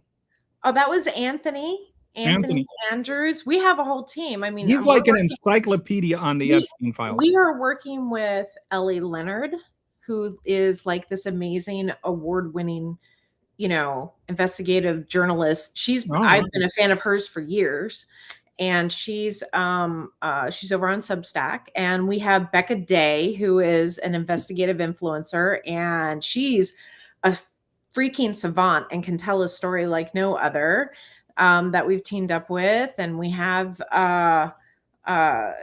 we've got a librarian, and we've got an archivist, and we have a data scientist, Rye, which you should have on this show sometime. He is amazing.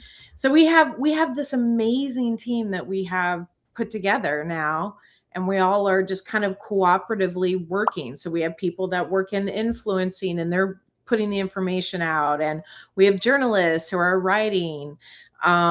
We have I'm working on the wiki and putting articles out on the wiki, and we have a data scientist who keeps finding all these ways for us to manage the data. So for example, he has made this incredible tool. One of the things that we struggle with all the time is that people are putting out fake pictures that they're claiming are from the I hate that. file. Well, we have this amazing tool that's a reverse image search. And this thing is so accurate and so fantastic that all you have to do is drop the image in there, and it'll tell you whether or not it's a real image from the files. That is great. And it really matches. We have facial recognition on there now that we're sort of training. And so I've partnered with Epstein Data. That's Rye, Dr. Rye. And he is sort of the AI guru when it comes to files, and put together this amazing site and we've teamed up. And so like, he's the AI client that we use for, ask me anything about the Epstein files. And we have the reverse image search, and we have a map up there that shows you like which countries are involved, and we have a justice tracker, and so there's all these advances that we've made, that we kind of went from this like little standalone wiki to we've kind of put together this whole kind of detective agency and we're plowing through the files, and we're connected to the oversight committee, and we give them information, and we're connected with survivors, and we're helping their attorneys with information, and people pull in requests and say, hey, do you know about this? And we're able to give them fantastic. pieces. So it's really exploded into this amazing thing. Well, if you need any help, I think I can volunteer to take over covering all the people who have been prosecuted in America over the Epstein situation. I see. So it probably won't take very long. One person. And she might get a pardon if Todd Blanche has his way. Oh yeah. So yeah, that's great. I think that like when people post those fake pictures, I always like anytime I see a picture like that, I take it over to Chat GPT, post it and tell it, is this real? And then he tells me, no, that's not real. And so then I go back and I'll tell the person, you should take this down. And then I'll go back and see if they did. Those things do more damage. They do, and they muddy the waters, and then they muddy the waters in such a way that make new survivors coming out, because we have some new ones.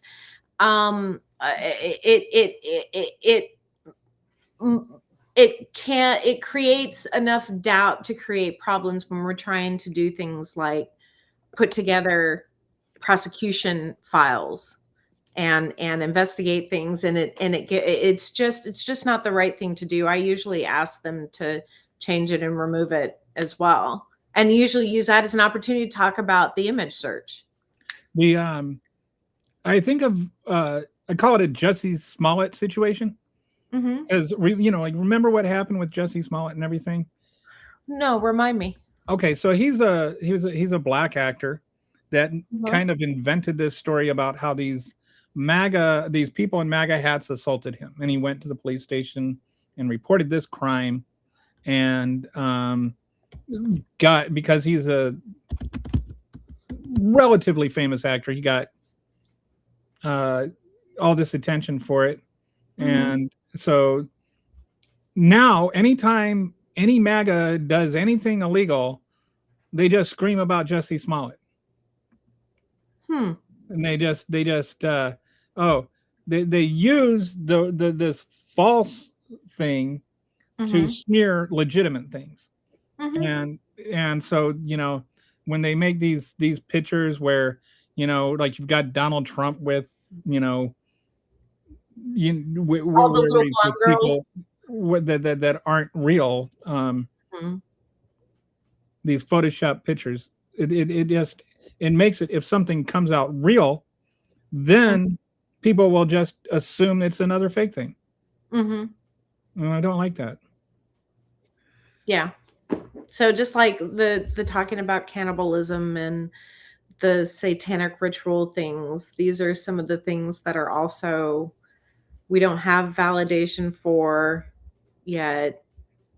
And so we need to rituals? be careful. Yeah, there's a lot. There's a lot of people that say that there's these cannibalistic blood ritual things that occurred. It's conspiracy. It's muddying the waters. We have nothing thus far, and we're pretty far in. So this is a fake thing that people are talking about. So this is like sort of the same thing as going on with QAnon. Right. Exactly. So that's no good. Yeah, I just, if you're watching, please be careful. Like, fact check everything you hear about the Epstein files, because if you report one negative things, you can prevent people from listening to every actual thing. Exactly. So we have to be careful. Well, I'm going to let you go because my dinner just arrived. Just real quick.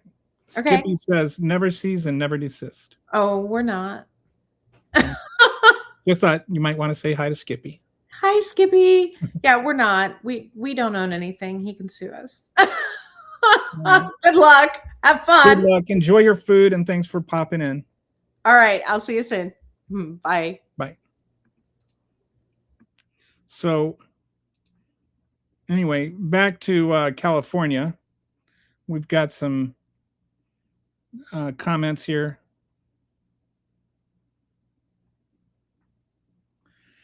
Okay, so Walter says you're not familiar with Social Security, Harry. I think there was the private pensions and then Social Security. Private pensions used to be the way that Americans retired after a living, after they worked, in a company their whole life. Social Security was supposed to replace that, but our 401ks have been raided by rich assholes in the stock market. Walter, in the UK, we have something called universal credit, which is our version of Social Security. So Social Security and pensions are different things. Free Cuba. I don't know what that means. Does free Cuba mean invade Cuba? What do you mean when you say free Cuba? I have no idea what your position is on Cuba.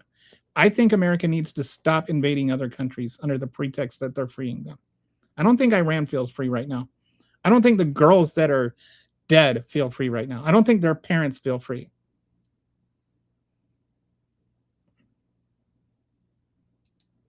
And I also think that America, I've done quite a bit on this, America needs to stop trying to govern all of South America and Latin America and the entire Western Hemisphere.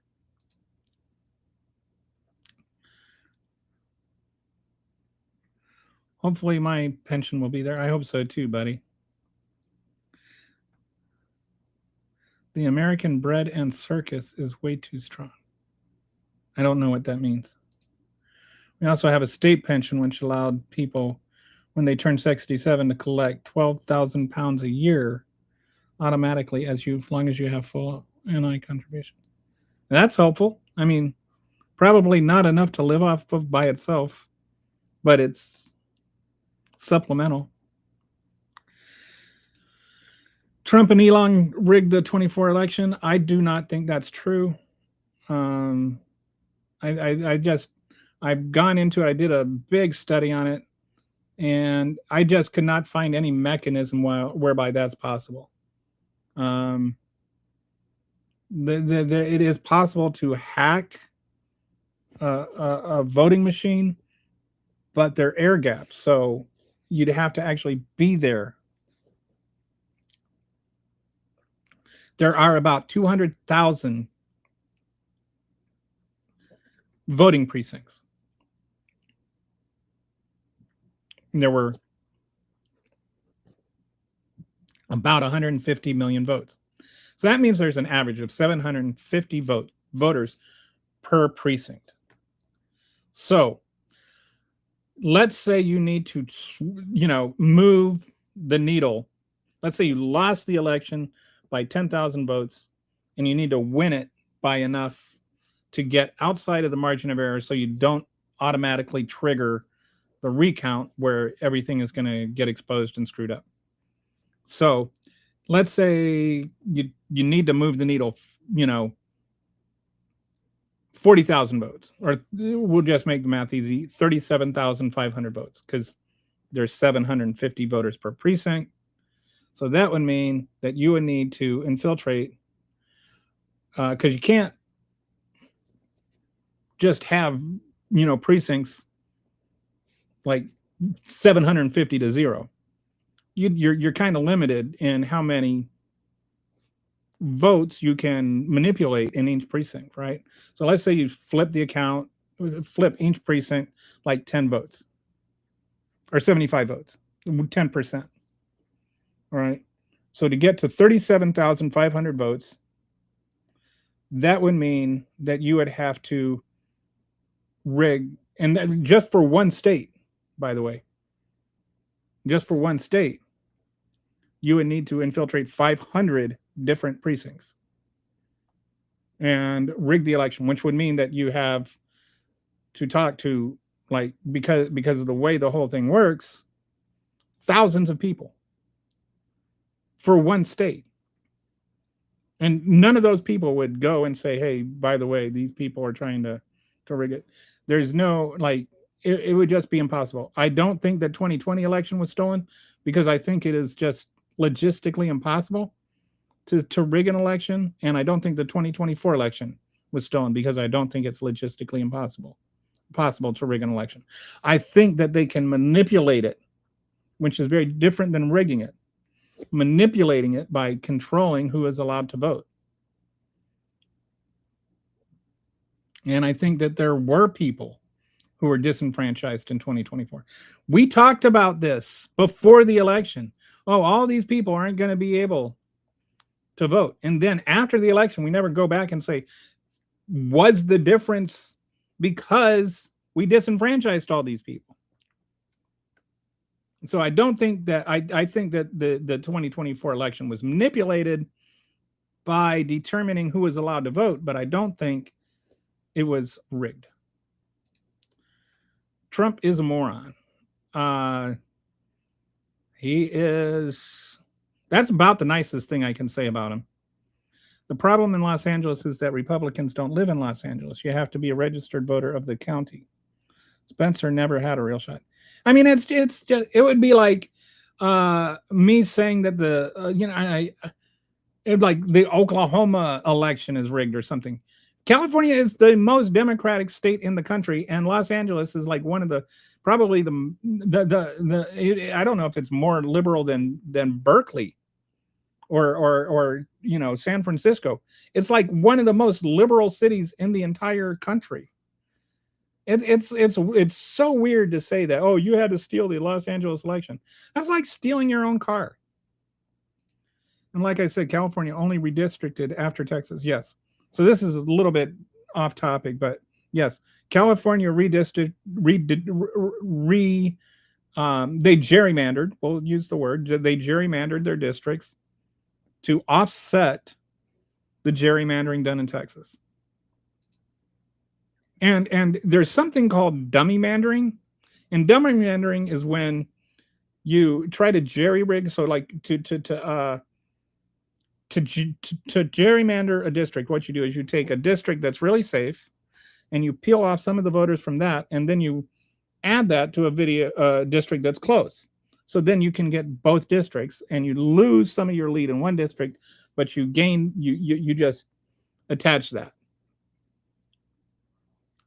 But there's always a danger of dummy mandering, and dummy mandering is when there's like a swing in the election, and so you don't win the new seat that you were trying to gerrymander, but you also peeled off so many votes from the district that was safe that you lose that too. And this actually happened in 2018. Was it 2018? It's actually happened, and I think it happened in Texas. So it's called dummy mandering. And I feel like there's a very real shot that Texas could actually lose seats as a result of their gerrymandering. And California only, yes. You get the state pension. And if you don't have enough money with private pensions, you get pension credit to ensure you can live. That's such a reasonable thing to do, like make sure that senior citizens can survive. Funny you mentioned Oklahoma, because I'm from Oklahoma. Carpetbagging? No, I'm not in Oklahoma, but I think Oklahoma is the reddest state in the country. If I remember right, it was the only state in the country that every single county voted for Trump. Like it's really, really red. There was that some of the people that are in Kentucky are like way over the top right-wing nut jobs. Like the guy that wanted to basically wants to force the 10 Commandments into all the schools and the Bible and all that. What do you think of the situation in Sudan? I don't know what's going on in Sudan.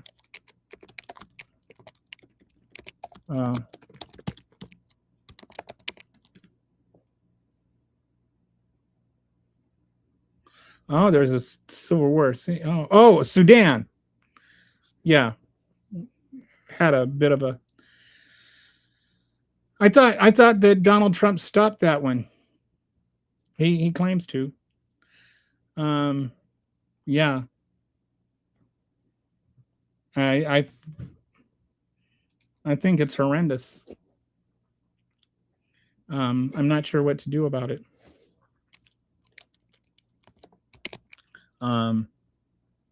It's not front and center in the American media, to put it mildly.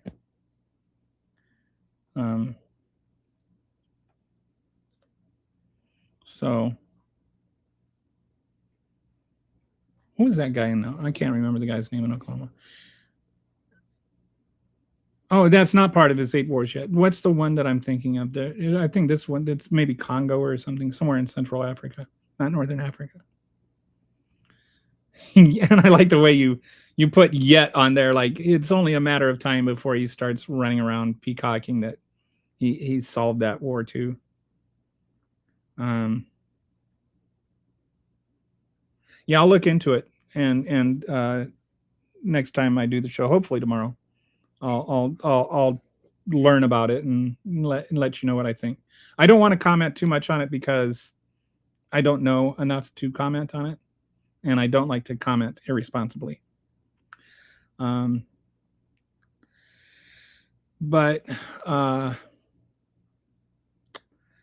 anywho's, I think I've made my comeback, and hopefully I'll be doing some more shows in the near future.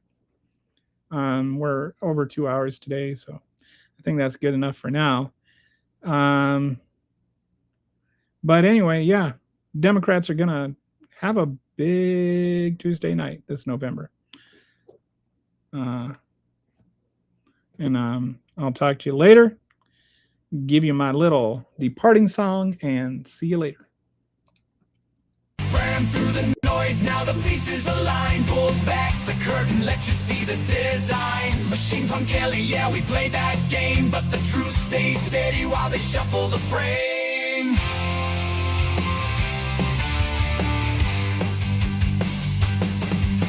He's still rising, but the signal cuts clean. What you saw tonight ain't just what it seemed. From the chaos to the calm, let it settle in slow. Take the light with you when you step out the show. Out clear, eyes up, don't fall for the spin. Hold that line when the noise rolls in.